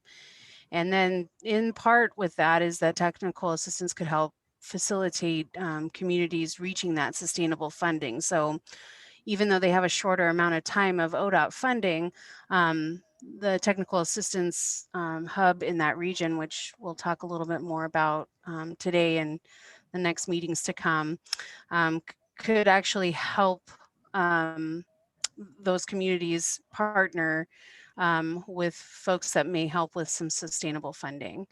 And then ultimately encourage collaboration and partnerships with minority coalitions, culturally specific organizations. So this would be at a statewide level, myself, Leanne, and technical assistants working together kind of outside of those programs to help support those programs through collaborative partnerships. And we wanted to note on this slide that this was a question in a small group breakout that a lot of the small groups didn't get to. So this is the information we got from the small group. We're able to question. Nicely though, during the groups though, a lot of that was interweaved in some of the challenges and thinking forward. So I feel like, yeah, we didn't get to that question as much, but I think it was kind of peppered in throughout the discussions, which was nice.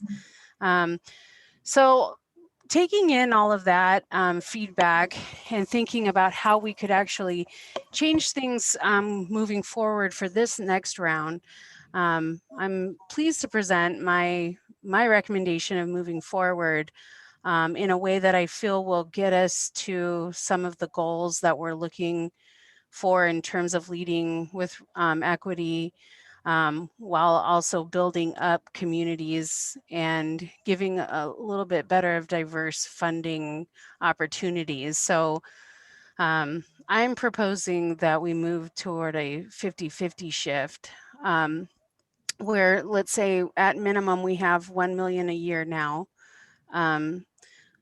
And this is expected to grow at least for the 24 through 27 step. We'll have a little bit over $1 million per year to work into this. But just at baseline, I used the 1 million to think about splitting it 500,000 per year on competitive grants, and then 500,000 per year on statewide services. So this would look like something where we would split that 500,000 per year into multiple funding opportunities. One being 1 to 2 year grants, some mini grants. So these would be things like if a school was interested in supporting 5 bike rodeos a year, they're not quite ready for a major program or a coordinator yet, but maybe could take a bite-sized mini grant. So we want to be able to offer that.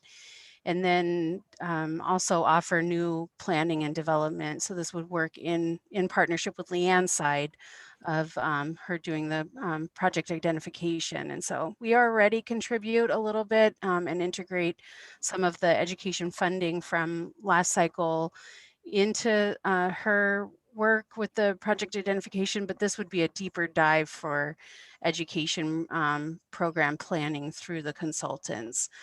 So it would still work as a competitive process, but they would have access to a consultant to help them get started on program planning and having them be grant ready to where they could apply for a 1 to 2 year grant later down the road. So that's my recommendation on the competitive grants. On the statewide services. This would really just be expanding what we're already working on, but making it so much more. So this would help us to be able to fund way more of the services that we're already working on, but struggling to meet because of lack of funding. So expanding our regional hubs, which Hannah will talk a little bit more about today. Right now, we're starting a pilot where we have 3 regional hubs that will be assigned to a particular technical assistant group. And those 3 hubs, I'd love to expand to at least 5, 1 per ODOT region if possible. Something like that. And so we need more funding to be able to expand those regional hubs and not just assign to a contractor, but actually allow the technical assistance team to partner with folks in those regions to actually be a sustainable hub in that region. So maybe partnering with a bike shop or a nonprofit that's interested in working on some technical assistance help in that region. Expanding our curriculum, like I said, in different languages. Expanding our bike fleet loaner program. We only have 1 bike fleet. I'd like to have at least 5, 1 per region if possible. Again, expanding regional partnerships, especially with an equity focus. We could do so much more with our walk and roll program and our educational campaigns. And again, assisting local safe routes to school, just in general in regions, but also with grantees to help them do more with the short time that they might have a grant. And so all this helps me do my job better. So I think that's my proposal, what I have, and we have our discussion next, right? That's correct. Okay. And so I'll pause here, but one thing is that the funding split, and could we go to stop screen sharing here just for a moment? The funding split, that recommendation will go before the OTSC. So this is a decision that does need to be approved by the OTSC, so the Oregon Transportation Safety Commission. So just to recap, it's currently 60-40. It's been 60-40 for at least 3 cycles that I know of. Right. And so the proposal is 50-50. And Heidi, I just have to ask her, you're not getting a raise with this 10%, right? Unfortunately, I'm not. Even though right. we get more money for the program, it does not go in my checkbook. So, okay. So 10% less available for competitive programs, but 10% more for the statewide services. So let's pause here because it's the internal team's been talking about this for a long time. So questions about it.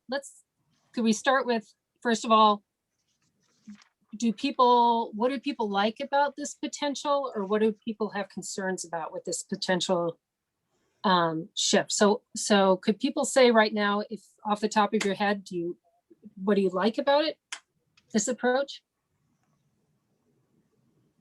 I like the new arrangement tied to ODOT regions. They're places that are kind of central to contact. So like, since I started transportation planning out in this area, I know to go to ODOT Region 5 when I need to like work on projects, transportation projects. Other folks, a lot of this is generated from the last round of discussion that the SRAC had and some of the things that came out of those small breakouts. I guess Brian? I'll just, sorry. Oh. No, I can go wait last. Okay. Yeah, Brian. Well, I really like that we're actually building, I think for the first time intentionally with the technical assistance side, to build the foundations that we need to have in Oregon to actually expand this programming. And I think it's smart to shift it to the 50-50 model in order to assist in doing that, looking at this from a long-term perspective, and not necessarily pulling back on the education side, but just restructuring it in order to make it more successful. And this round right now has been extremely difficult because of the environment that we're in with the pandemic. So, basing this conversation off the 3-year model, yeah, it's not working well. It has been extremely challenging. And I think this is a good way for us to step back with the communities, but also take a big step forward in a long-term setting. Thanks. Rob, you had something? Yeah, I mean, I really like the proposal, and I agree with what Brian said. My only concern is the region approach. Being in Region 2 feels a little unique because we're both large geographically and in terms of population and in terms of the number of communities we have. So, Region 1 may have a pretty huge population, but it's a little more compact. And so I just wonder, are people going to feel connected to ODOT Region 2 throughout all the different communities in Region 2? Mm-hmm.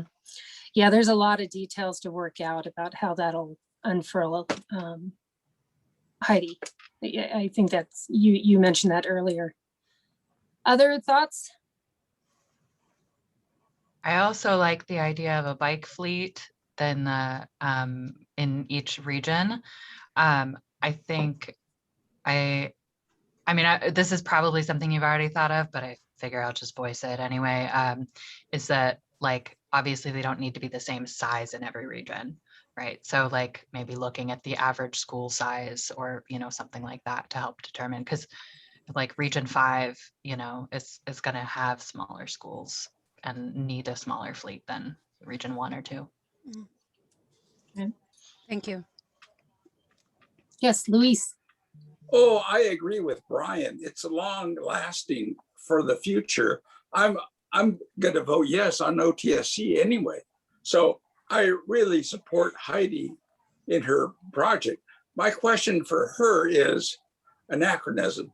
So we have TSD now, and we're going to TSO. What does that mean for her, and how will it change her? That's an excellent, really good question, Luis. And if you'll allow me to stick with this recommendation, could we follow up with that after the committee makes a recommendation? I'm voting yes on the recommendation. So quick question. Good. Quick question. This is probably more logistics. And the only reason I know this is because I'm bringing this up is because when it comes to fleets of bikes, there's always this question from that comes about that when you have them, have you talked to or planned for where you store them when they're not in use at schools? Because I know that inadvertently, local jurisdictions, including ourselves, at times have been approached with, oh, by the way, we have this program and we don't have anything being used right now, but do you have space? Yeah. And I said, well, didn't your agency? Well, no, so just wondering if that detail has been addressed. Because Yeah. So I'd could hate I to suggest- I'd hate to see us invest in the bikes and then go, oh yeah. Yeah, I think this might be getting into some more specifics than the funding split right now. You bring up a really good point.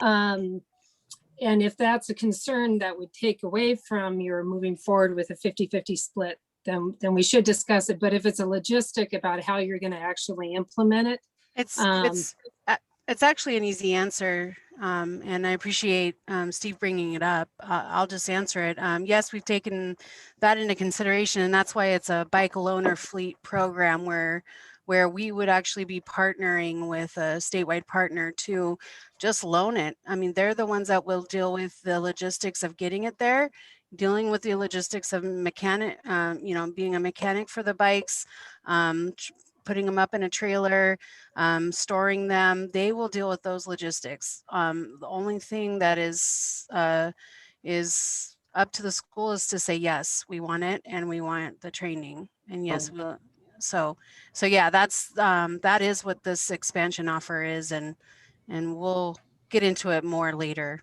but yeah, that wouldn't keep me from voting for it. But okay. when that's something that is that isn't a necessary piece of it, it's like, then if that had to be added as another cost, but if this is kind of a turnkey loaner or contracted relationship, best approach. That way you don't have to worry about finding somebody in each region that's going to want to work on bikes too. Yeah, and just getting over the hurdle of schools being able to deal with all of that and store it and everything. It's a non-starter for many schools. So we're trying to circumvent those issues. May I ask some of the folks that we haven't heard from, Sunny, Trevor, Kim, Lauren, what do you like? Any concerns that you might want to highlight? Noelle, and Sunny, if we could start with you. Oops, yours muted. Unmute, there we go. I didn't have anything further to add that hasn't been said already, so I didn't want to use up microphone time. I'll yield to others. Great. Kim, any comments? Concerns? No, I don't have any concerns. I like the split. Great. Trevor? I support it. Great. And then Lauren? Noelle has her hand up.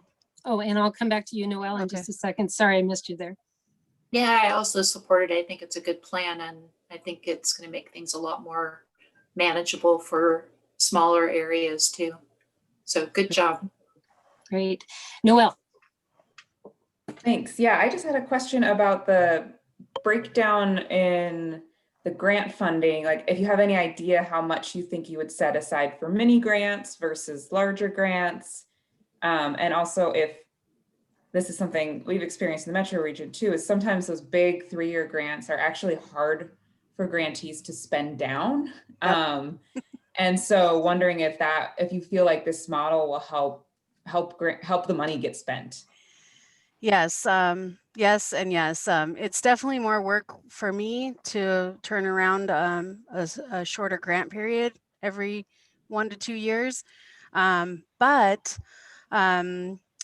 yeah, I feel like, well, to first answer your question, what I initially thought of, and this would just be like an example of how we could break it down, would be somewhere around approximately 300,000 for the 1 to 2 year competitive grant projects. And that would be lowering the max that it is right now. So for a 3-year grant project, we did this last cycle at 100,000 per year. So we could bump that back down quite a bit to for a 1-year grant. So that would enable still a pretty good amount of grantees within that cycle. And so that would leave about 50,000 approximately for mini grants. And so I'm thinking, you know, maybe a 5,000 mini grant here or there. And then approximately about 150,000 for the project planning. And I think that'll give us at least a good group of new folks who really need the help for that 1 year. So that was my initial thoughts on breakdown, but you know, when we get into like the 24, 27 STIP funds, I'll have a little bit extra to play with.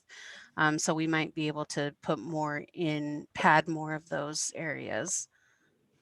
But that was my initial thoughts. So Any follow-up question to that, Noelle? Okay, so Mavis and Zhao and Brock. I know Zhao has something in the chat box, but if we can hear Mavis anything, and Brock, could you just chime in before we request your weighing in? I like the idea of beefing up the infrastructure, because I know I'm in Region 5. There's not a whole lot of infrastructure for safe routes to school out here. At least I don't feel like there is.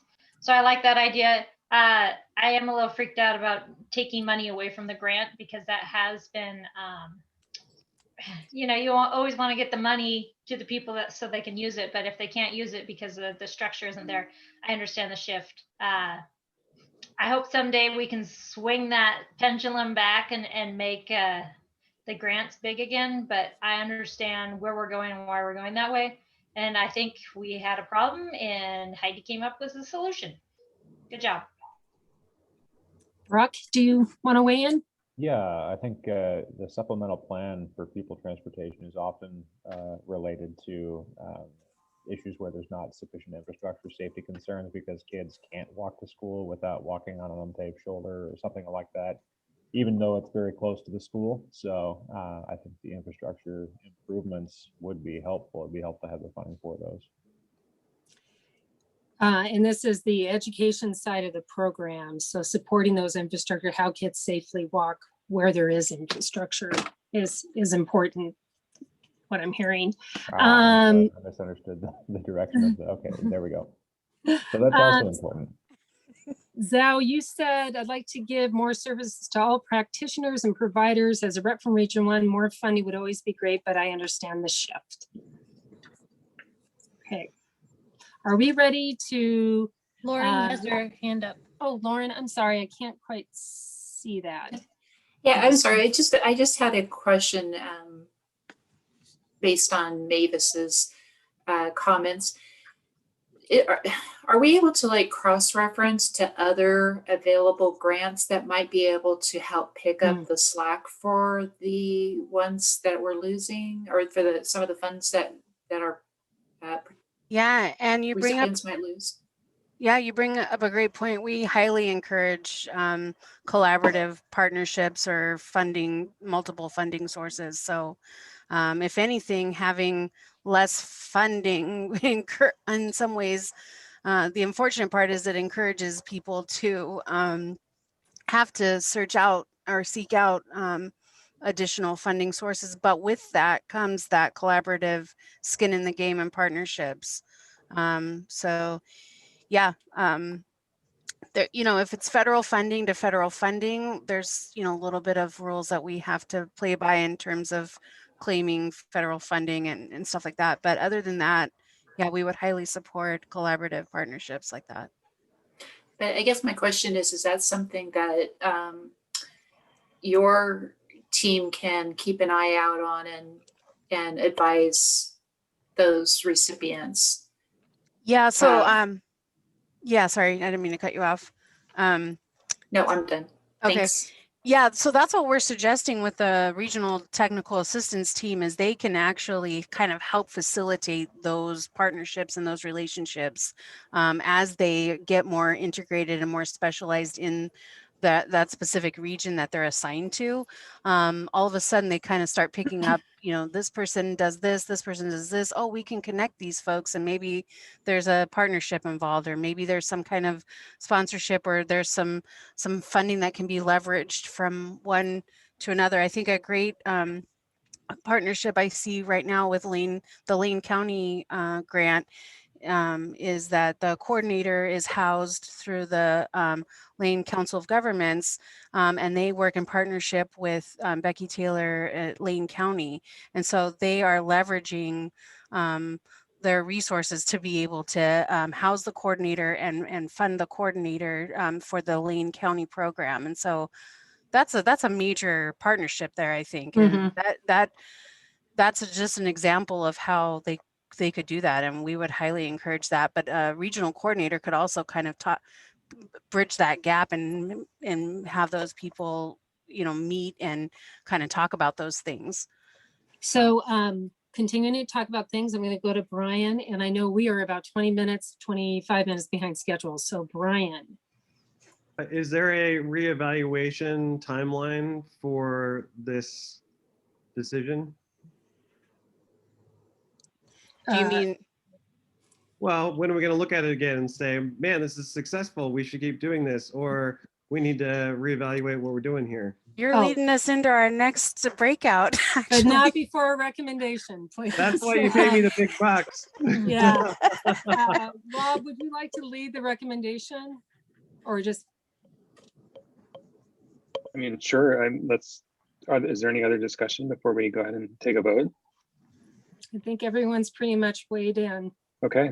All right. Well, let's vote. All right. So the recommendation is to change the funding structure from 60-40 to 50-50. All right. Digits, please. Yes. Yes. I think Noelle, Dana might be on the phone. So Dana, if you're on the phone, if you've joined us, if you can. I have joined you, if you can hear me. Yep. Okay. I'll vote yes. Awesome. Thank you. Okay. And Noelle, did you say yes? I couldn't see your thumbs up. Great. Wonderful. Unanimous support. Thank you, everyone. Thank you. Okay, we're going to move on quickly to this next section, which is actually talking about, Brian, your nice segue for the education program outcomes. So what do you look back on? Did this work? Did this not work well? And I'm going to just turn it over to Heidi quickly for this, if we can zip through this fairly quickly so we can get in discussion. Yeah, so we're just going to go over these themes real quick just to kind of give you some food for thought in the next breakout session. So just from your homework themes, by the way, thank you for filling that out. That helps us to see where you were with this.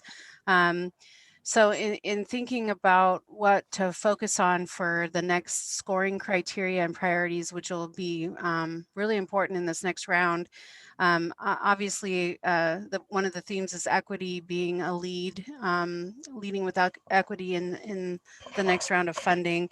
Some questions like, do new schools mean equity? So if we want to entice new schools, how can we use an equity lens with that? And just because they're new, does that mean that we're using equity? So we need to establish a more geographic balance criteria. Also equity, how else can we use measures of equity to help us better understand prioritization of scoring other than using Title I, and maybe more points to fund to applications who are really working towards capacity building, and this could lead to more partnerships and long lasting relationships within the community. And then one thing that was brought up from different points of view is the topic of infrastructure. Leanne and I added the infrastructure points to the last round of funding as a way to tie in both of our program and encourage folks to be working on both infrastructure and non-infrastructure. And we had some different points of view on that. So we need a clarification of should infrastructure or infrastructure projects be prioritized and scored in the non-infrastructure or the education application. So those were some of the main themes I think that came out of the homework. So this leads us into our next small group where, like Brian has suggested, we knew he was going to suggest that. So just we're wanting you to put yourself in 2025 thinking about, okay, now that we're going into this next new cycle, what has come out of it? So the SRAC is reviewing the progress of 2023 funded projects. What do you want to see as measurable outcomes? And so just thinking about it in terms of like, how can we measure our success of this change or of the programs? Do you want to give a couple examples, Heidi, just so people understand kind of what you're looking for, because this is going to help kind of shape the application. Yeah, some of the questions. One of the biggest struggles I have is grantees not being able to complete the objectives that they originally set out to do. So it could be something as simple as grantees are actually able to finish all of their objectives or some of their objectives, you know, and be able to measure that. I think that would be, you know, something that shows success of the program itself, but also the support they're getting in order to complete what they wanted to. Believe it or not, many do not complete their objectives, unfortunately. And then another example would be a such and such number of kids getting bike and pet education. So we could, something that's measurable, that kind of helps us to understand if what we're doing and what we're setting out to do is being effective. So that leads us into our next small group. In the chat, I have put the I've put the question. So the SRAC is reviewing the progress of 2023 funded projects. What do you want to see as measurable outcomes? And this is for funded, for the clarification, just the education projects. We'll have another conversation about the construction program when that comes around. So we've funded a bunch of education projects. Now you're looking to see like what measurable outcomes would you be looking for? And some of the examples that Heidi, some of the examples you already came up with in your homework, and I pasted those in the chat as well to get your brain flowing, but we're kind of looking for like, what outcomes do you want to see? And Heidi and I can take those outcomes and turn that into a scoring criteria. So our, and this is for both the grants and the statewide. Well, this is the scoring for the grants. So anything competitive is what this will score. So it's not necessarily for the statewide services. It'll help us create the scoring for the grants. So we've got some note takers for each group.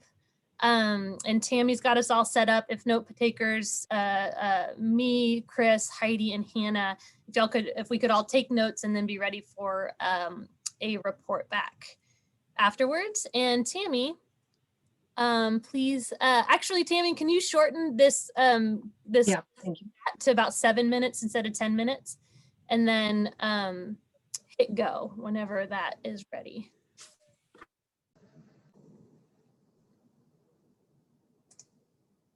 Hey, everybody. Hello.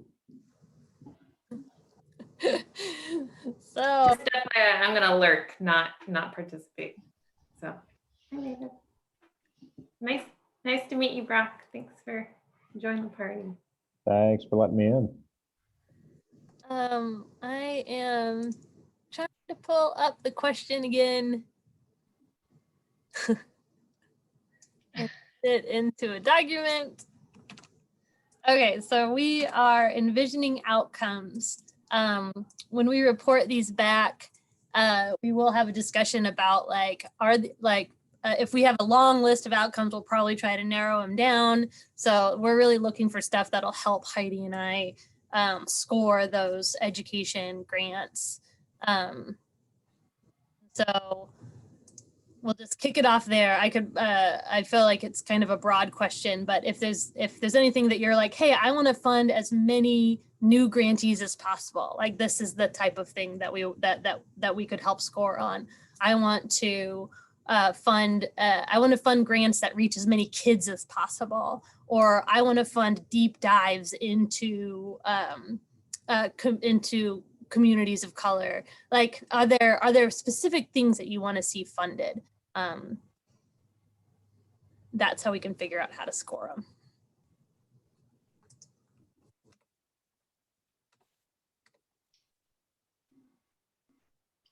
So Zhao had a statement down there. She said she would love to see how many historically underinvested communities were impacted. Great. I personally, I want to see results. I want to see an increase in walking and biking and realistic and perceived safety. So basically the parents not freaking out at the idea of the kids walking and biking to school. I'm curious about the seasonality of the metrics too, because obviously it's not always sunny and lovely for going out. It's not today, it's not that great for going outside for me without some protective gear. And so figuring out how do we interpret the metrics, not just kind of on average who went, but maybe how successful were we at getting people to walk and bike when it was wet or when it was cold or that sort of thing.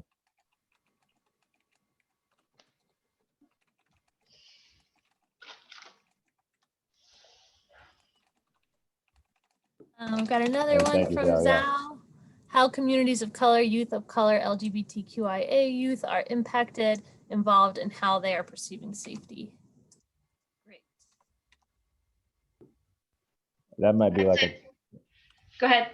Oh, just was going to say that might be like a two prongs of perceived safety, right? Because there's like how safe did you feel physically, and there's like socially, how safe did you feel? Yeah, you're not going to want to walk if you get bullied every time you do. Mm-hmm. That's why my kid rides a bike. She can go fast. I mean, that is like, honestly, that's a big factor, right? Because you might not walk because other people can catch up to you and bother you, and you might bike because those kids don't have bikes. I don't know, or whoever the harasser is. Yeah. True.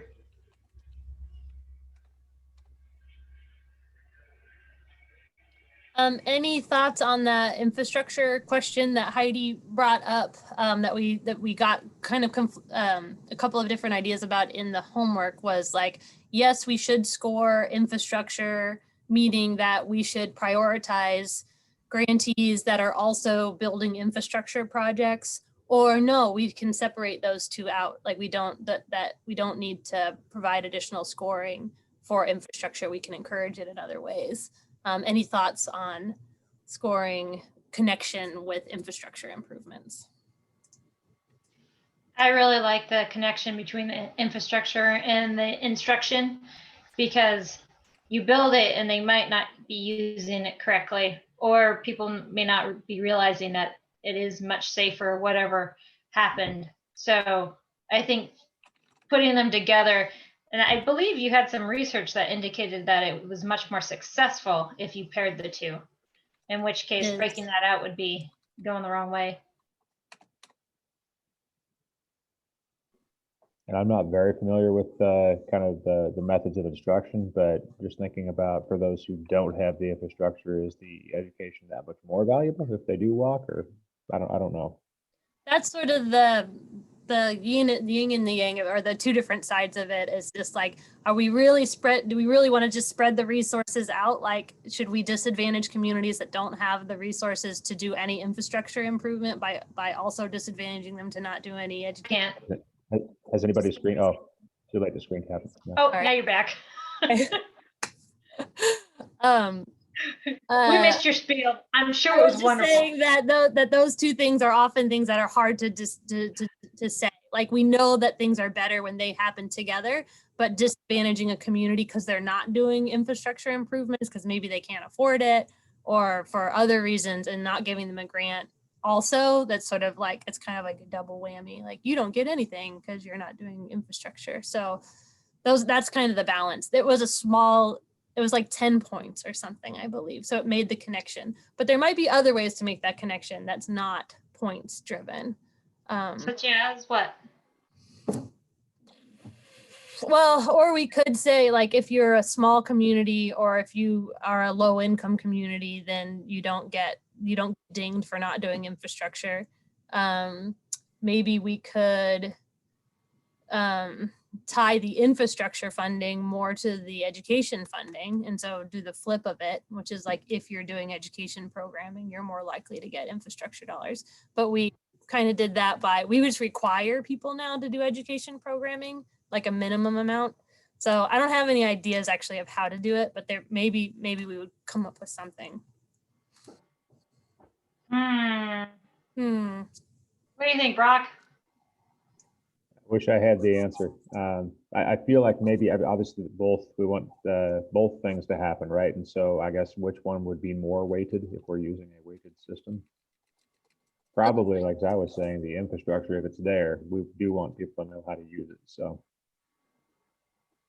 I think so. It sounds like we're kind of agreeing that we want to keep some sort of tie to the infrastructure. If you're doing infrastructure, we want you to be able to get to do education programming, because it's really important. Well, we want the whole project to be successful. Right. The whole shebang. Mm-hmm. I want it to be pretty and successful. Without even leaving your desk. Okay, let's do a quick debrief. That was a little rushed, but for my group, do you want me to recap, or Rob, you want to recap? Why don't you go ahead, Chris? Yeah, thank you. So some of the outcomes were non-English speakers in communities with non-English speaking, what the rate of that is for programs. We also talked about, did they do what they said they do? And that's back to your point, Heidi. Did they take it to the bridge? Did they bring it to fulfillment of what they had started off with? Before and after surveys of parents, did perceptions change about walking and biking to school, kids and perceptions? And that we did talk about having a quantifiable measure about sustainability. We did touch on the infrastructure a bit, and that communities shouldn't be penalized if they don't have infrastructure. But recalling that this last round for education was that you might get additional points if you had a Safe Routes to School infrastructure program and you're following it up after it's been built with an education program. So I'm going to see if Rob, Danny, or Lauren, or excuse me, Dana, have anything else to add? That's what we covered. Great summary. Okay. Thank you. All right, great. So moving on, Leanne, do you want to chime in? Sure. I'm double checking that Susan's okay with presenting a little bit later if that she's not headed out anywhere. I'm here. Yeah, okay, awesome. Thank you. Say Susan. We had a great discussion. Our group would love to see how many historically underinvested communities are impacted. We'd like to see an increase in safety and perceived safety. We'd like to see an increase in more kids walking and biking, and we're interested in sort of what's happening when that's going on, like in bad weather, are they still walking and biking? We're interested in how many communities of color, youth of color, LGBTQIA+ youth are impacted. Also in how they are involved and how they are perceiving safety. We talked a little bit about bullying, and we did talk about the connection between infrastructure and education, and we'd like to keep that connection. And if the best way to do it is in a scoring way, then we wanted to do that, or the group wanted to do that. They were interested in other ways to make that connection, but we didn't have any ideas about that. Okay, thank you. Heidi. Yeah, so we talked about a lot of good stuff. Steve mentioned, just really looking at the baseline of where they started at, meeting them where they're at, and just seeing maybe not that they met all their objectives, but that they up a next step to get them to continue moving in that right direction. So just, looking at their baseline and measuring the progress on a case-by-case basis based on that. Noelle mentioned a few things about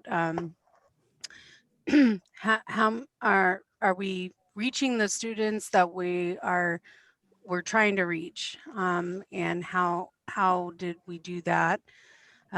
What did they improve upon? And if it's not meeting that objective, what did they improve upon? And in applying the racial equity lens, we could use criteria like chronic absenteeism. There's all sorts of ways to kind of get at that. And so maybe looking at those methods as ways to see measurable outcomes. And our new partnerships created. We also talked about, ones who have been signed up for the 1 to 2 year grant. How have they established some kind of sustainable funding? And there was some question about the sustainability piece, and that that may be difficult for some, and they may have progressed in some ways, but maybe not in that piece. And Brian's like, well, if we don't encourage them to get off of it, get off of ODOT funding, then we're not measuring. We need a measurable for it. And so just thinking about these relationships with people and how we can maybe think about quantifying that as a measurable success. So I don't know if I missed anything else, guys. Okay, Hannah, if you can just cover briefly, and then we will summarize all these thoughts in the notes. Great. Hannah. Yeah. Our group talked about measuring outcomes like hiring a coordinator, recognizing that that is in and of itself a lot of work, and particularly difficult this year, as well as data like this number of schools that participated, the number of children participating in a walk to school day event or bike fleet safety training, how frequently the bike fleets are being used, how many outreach activities are conducted. So really the sort of nitty gritty of what's happening at each place. And then we talked some about coordination, outreach, and how do we measure that and account for that as a big part of coordinators' times, and thinking about, there was an idea of modeling developing a model of a safe routes to school program, thinking about what components it should have and whether or not the grantees have accomplished that. That was a very brief summary of it, but anyone else have anything to add? Great. Okay, so just a question to Leanne and Heidi. I know we're kind of blasting through this fairly quickly, but does that give you enough to start thinking about how to shape a scoring matrix and going back and what you might ask in the application? I think that it would be good, Heidi, and let me know if you disagree too, for us to like dig through the notes a little bit more. So all the note takers, please send me your notes so I can compile them from this discussion and the last discussion. And I think that we'll probably have some homework for the committee once we take a look at those notes. If we have any questions, or if we see some conflicts in some of those topics, we might be asking for some additional clarification with homework, and then we could come up with a scoring. I think we could still come up with a scoring recommendation by July that we can discuss. Heidi, do you think that's possible with the information we're getting? I like that we got some topics and things to use to evaluate, but a prioritization is something that would be needed for me in terms of ideas of these topics, what is highest priority. So I don't know if we could do like some kind of matching on the homework or something like that. Because I'd hate to miss the mark of like thinking I've taken what would be more priority items and it not illustrate what was said. So. And there's two pieces of info. There's the homework that came out folks' input there and then this discussion. So Leanne? Well, I was saying what I heard most from our discussion was definitely around like equity criteria. And we actually had a lot around like safety and perceived safety.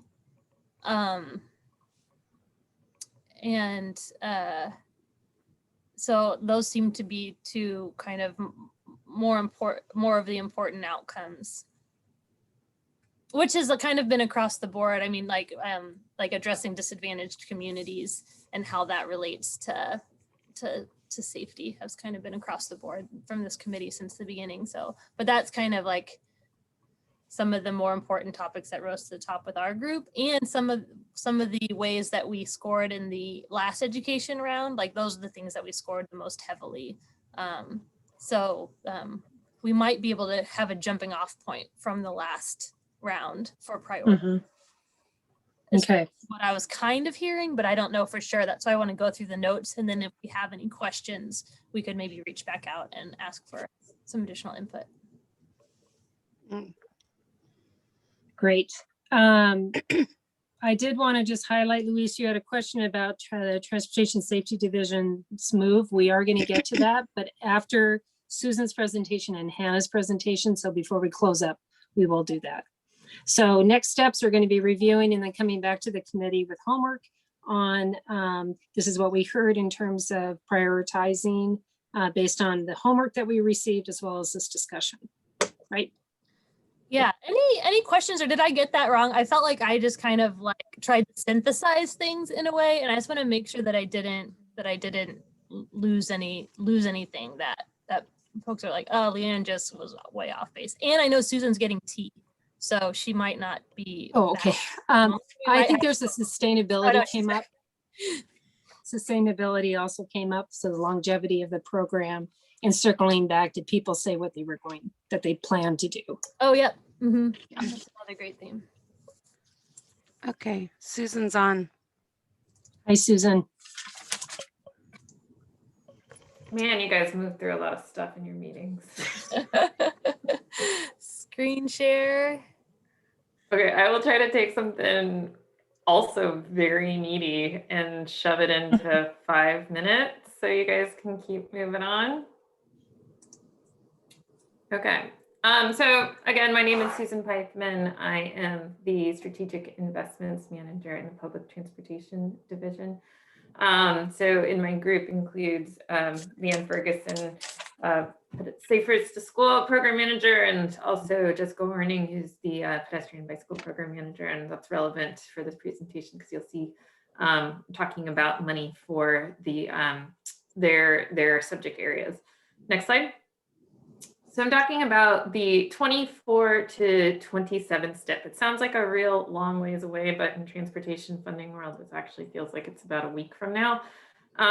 So last time I was here, I think I was here in January talking about the sub allocations for this kind of broader program area of public and active transportation. So I went through all of those sub allocations with you then, and they're in the presentation. So I'll probably just quickly go through those and get to the pedestrian bicycle strategic and safe routes to school funding piece. So next slide.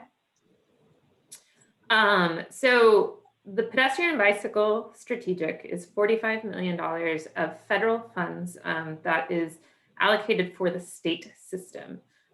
Same thing with the safe routes to school infrastructure dollars, that's $10 million. It's federal funds for the state system. Just a quick reminder, the intention with the safe routes to school infrastructure piece is to pull ourselves, and when I say ourselves, I'm saying ODOT specifically, out of the safe routes to school infrastructure competition in an effort to provide more flexible, easier to deliver state dollars to local agencies. So we're basically saying ODOT can do a better job at delivering the complicated federal dollars, and let's give the easier to deliver kind of money that goes a bit further state dollars to local agencies. So it's a total of $55 million, and we're developing this program now. The other piece is that because they're both federal dollars for the state system to for people walking and biking, we're actually bundling those together into basically like one program at about $55 million, with the assurance that we're going to spend $10 million of that creating better access to schools. Next slide.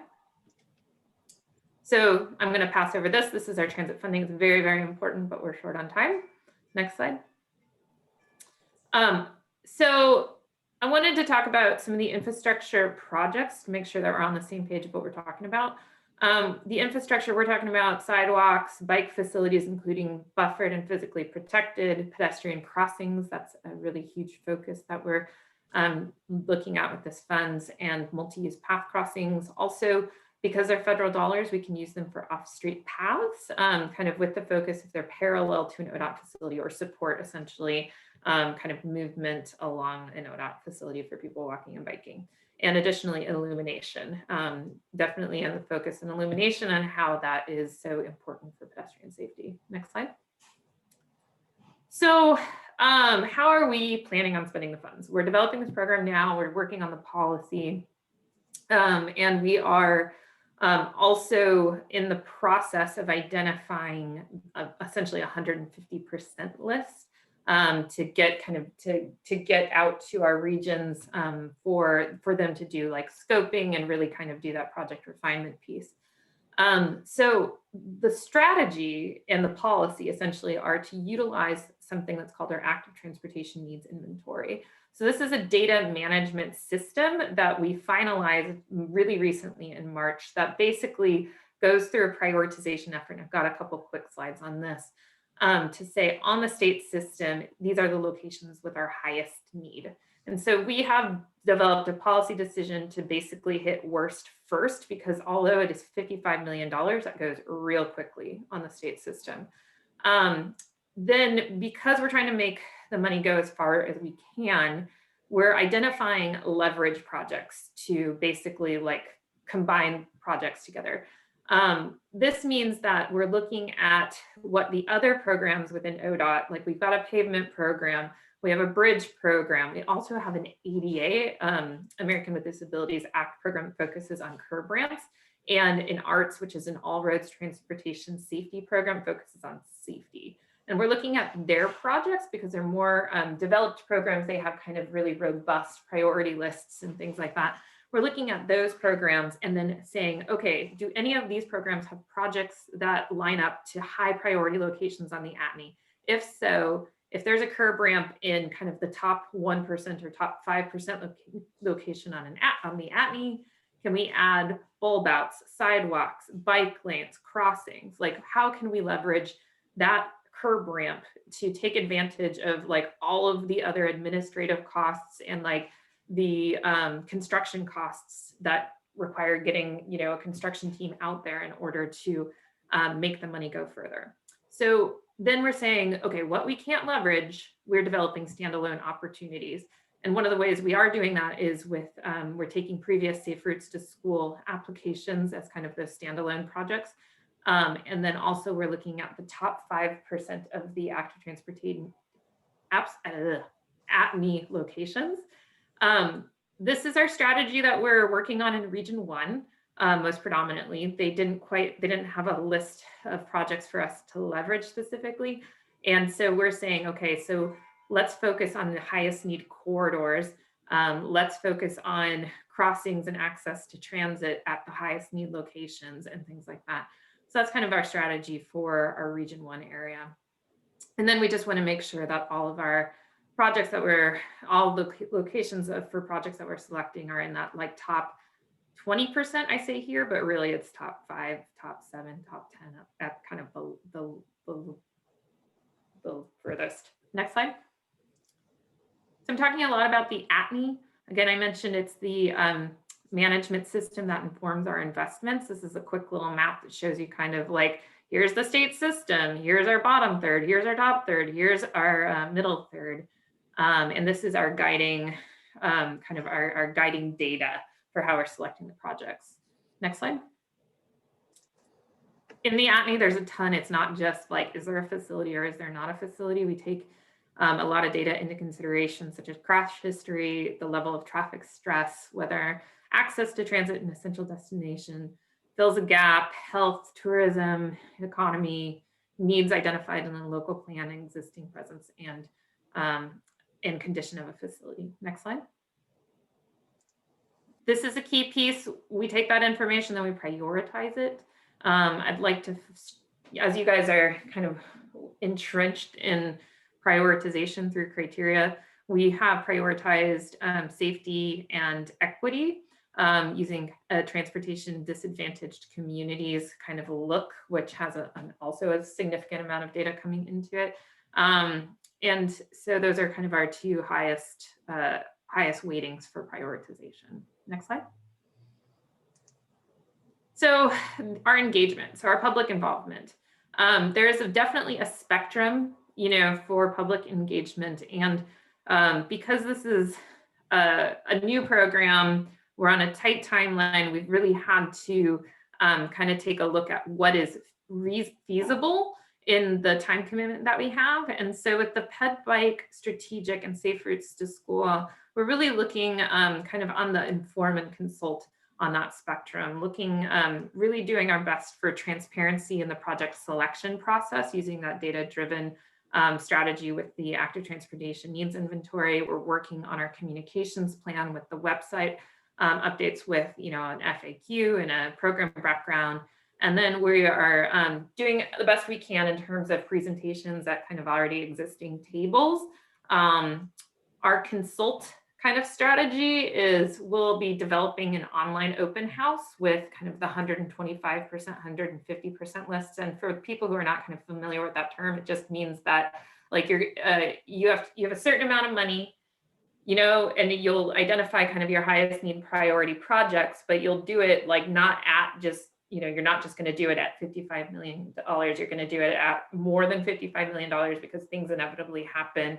It's also important to kind of take that more like narrowed list, and it's a good time for consultation with stakeholders so that you're not just like, what do you think? It's more like, here's what we came up with. How does this look? What's the priority within? What's missing? Did we hit the mark? Did we not? What are the red flags kind of situation?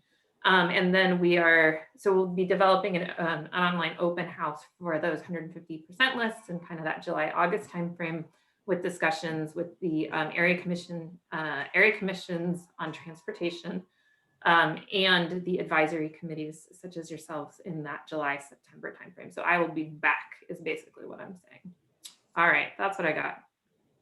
How was that time-wise? Did I make it? Yeah, so you did great.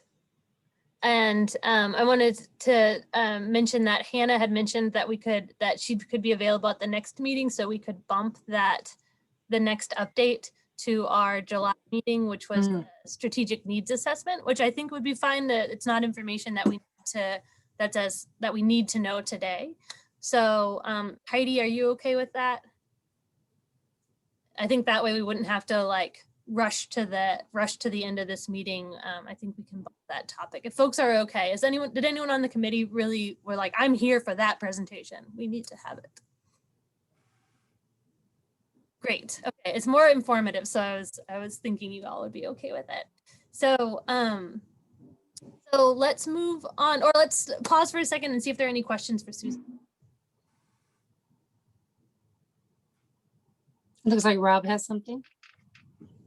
Yeah, Susan, I'm just curious, do you see a time in the future where the state would have, it's interesting that the 10 million is federal, which, I could see why it makes more sense for ODOT to deliver those projects because ODOT's better at delivering federal projects, but then there's the benefit that the funding could be spent outside the right of way. And that's maybe one of the downsides, one of the few downsides with the current grant program that we have for local communities is that it has to be within the right of way. And I wonder, like, just looking out maybe to the next step after 24, 27, should we be thinking in Oregon about how to have a grant program for communities in Oregon for projects outside of the right of way? And I could say, like, being in an MPO area, like, we have more options.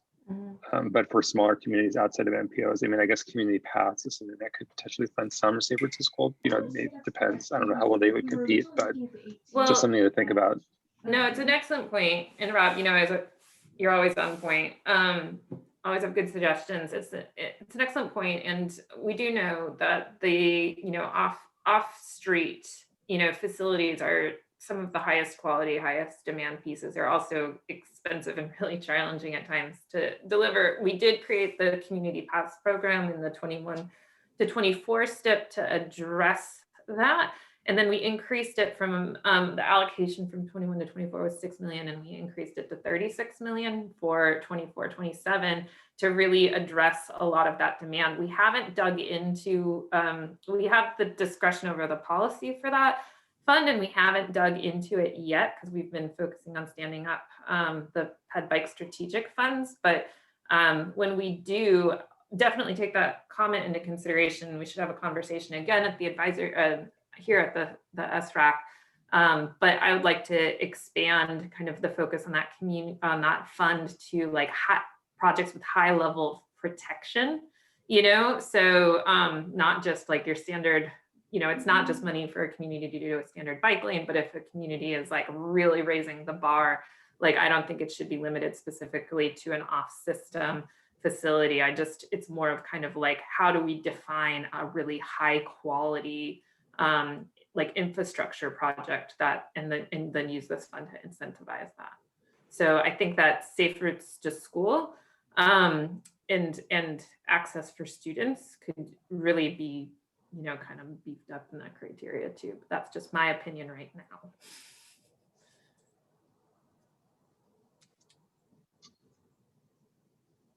I have a question about the Safe Routes projects you mentioned using previous applications. I'm just wondering, are there like, but then also applying the lens of making sure they're in the top 20%. Is that, am I understanding that right? Yeah. Like, do you have any idea where that lands us with 10 million? Like, I don't know how many applications were unfunded and then how that might get whittled down. And then would there be still money in that 10 million that we need to identify locations for?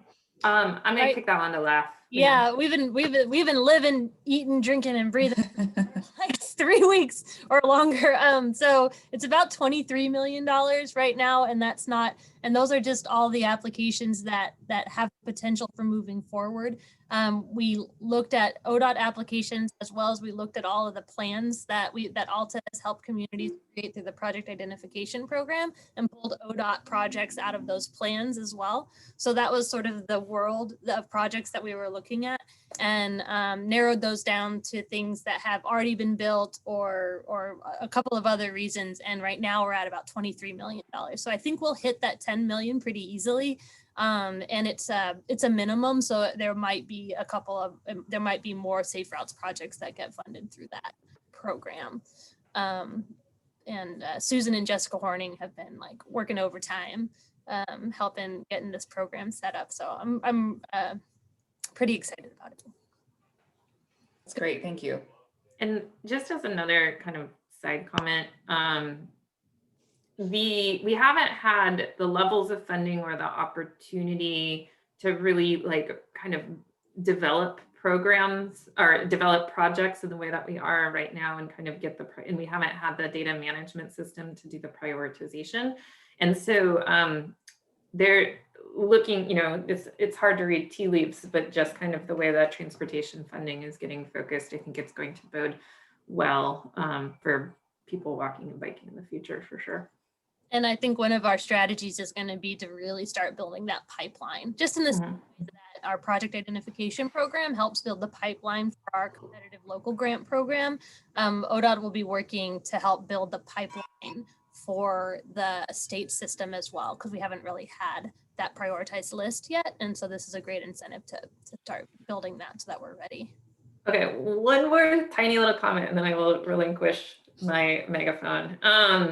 So oftentimes, and I think that this is an accurate concern and criticism, is when we talk about funding on the state system, yes, like the state system oftentimes can be a very uncomfortable place to walk and bike, and people are, it's not where you would prefer to be. Sometimes it's the only place that you can be, but the other piece of it is that we're really focused on the crossings of the state system, because even with a local network, we can be, the state system can be the weakest link, and we really need to focus on that permeability of the state system. So we have policies into place that we were able to get in with the blueprint for urban design that kind of talks about that permeability. And now we're looking at the funding and the prioritization to get those crossings of the state system. Thanks, guys. We'll be It's excited to have exciting. you back in a couple of months. Thanks for coming, Susan. Leanne, I have a quick question just for newer members. Do you, just off the top of your head, I don't recall, ODOT projects in the last construction round? Because the essentially the upshot is there's more funding now, this next round of construction funding for in my mind it was 14% of the funds. So we had $28 million, and I believe about 14% went to ODOT. So great. 5 or 6 million. Yeah. Can't do math that quickly, but that will open up that, and it was a similar percentage the first time we did the round. So I think that ODOT was competitive for about 14% of the funds. So that 14% will be opened up now, so to fund more local projects on local right of way using those state funds. Did the bike bill stuff get any traction? I know that they were proposing some stuff, but I don't know if it went anywhere. So I think the question was safe routes for all, the bike bill increase. Is that maybe that's what you're asking about? Yeah, they were looking at a pretty big bill that was piggybacking on the bike bill, is celebrating 50 years and trying to make it a little more substantial. And I was just wondering if anybody had an update on that one. But no. Yeah, okay. it's not going anywhere. Yeah, that's what I heard. Yeah, I didn't hear that internally at ODOT. I heard it through my personal email inbox. Yeah. Okay. Thanks. All right, I'm gonna hop us on to just like the last two little bits before we round check-in before we're done. I wanted to provide sort of that visual overview of what our 21 work plan looks like. So in July, we will be looking at the scoring matrix for education. In September, we'll start talking about construction program priorities. We have an optional meeting in October, and then our last meeting of the year will be in November to sort of finish up our discussion around the construction program. I wanted to take this moment for folks to think about October 14th and 15th. We're still thinking of doing an in-person visit to a project as well as to an education program. And we can make a decision to cancel closer to it, but right now I think what we're going to keep it on our calendars. I've heard from one person that those dates are also a planning conference that they might be going to. And I am curious how many people have a major conflict on those 2 days. Moving these dates aren't super easy for there's not a whole lot of options, but if everyone can't make it on those days, we would bend over backwards to move those around for y'all. So is there anyone who is really unable to make these days? And that's October 14th and 15th? Yeah, sorry, I'm pointing at my other screen. It's still October 14th and 15th, and we're thinking the Bend, Redmond area to visit a project and a program. All right, I'm thinking those dates might work. Okay, just wanted to. I just wasn't sure how many other planners were on this committee, so I figured I'd bring it up. Thank you for bringing that up, Danny. I appreciate it. And we're gonna hop back to the next slide because this one's actually really fun. Not that our others weren't fun, but we've hit a milestone in our construction program of since 2018, we've funded 72 projects now, and 10 of them are complete. So these are some photos. They all look like Beatles Abbey Road album covers, but these are our photos of all of the crossing improvements and sidewalks that we've been putting in and flashing beacons all over the state. So I wanted you all to take a look and feel really good that the work that you're doing is turning into projects, and those projects are turning into more kids being able to get to school safely and more people being able to access their community with these great crossings. So this next one is the arrow oh, I took that one out. I had one with a bunch of arrows that pointed to each community, but it was too messy. So just wanted to celebrate with you all for a couple of seconds. Yay. Project. So good job, everybody. Thank you for your continued support and effort on this really amazing project. We appreciate you all. And with that, I will turn it back over to Chris. So this is the point of the meeting where we all do a check-in on how the meeting went. I know there was a lot that was covered, but with respect to a question that was answered or posed earlier, could people put your thoughts about how the meeting went, what you liked, what you'd like more of, what you don't want more of in the chat box for us right now, rather than doing a round robin? Because I do want to go back to Luis's comment about the shift of where Heidi's position is. And folks may not have been following that. So Heidi, can you give a quick snapshot of where you will rest? Yeah, as far as I know, nothing for my programs are changing. So although the management of my programs will, Tracy is taken on some other tasks that Troy was doing under the leadership of our new administrator.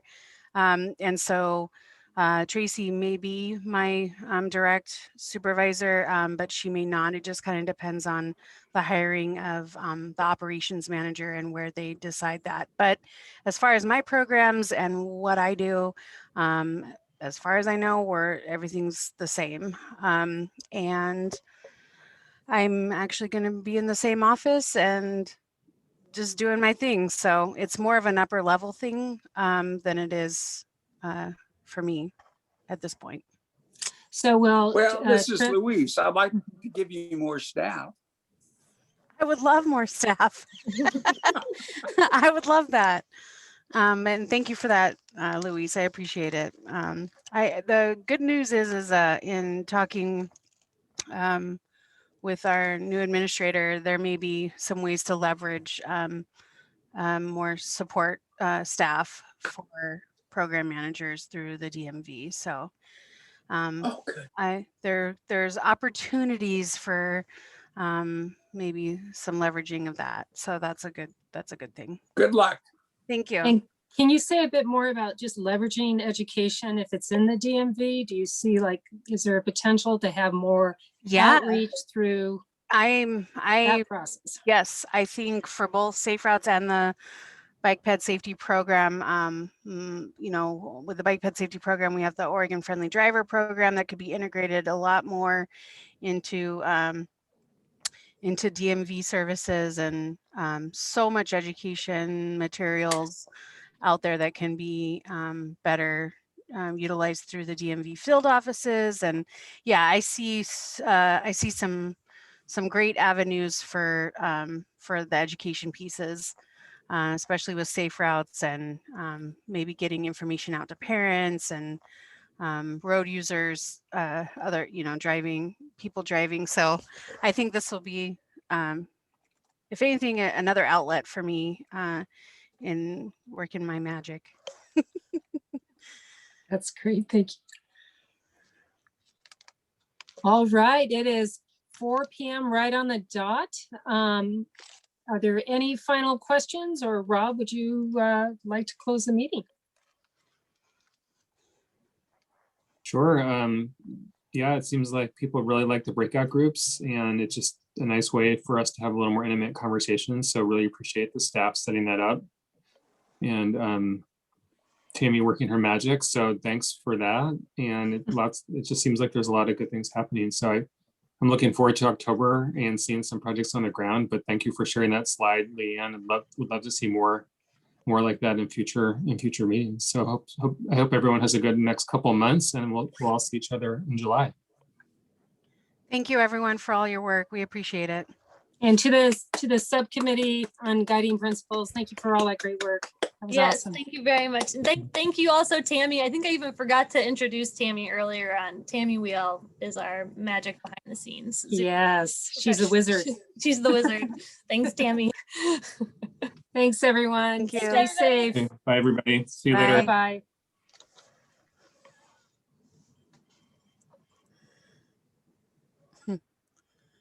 It's like Hollywood Squares. So wild watching. I know.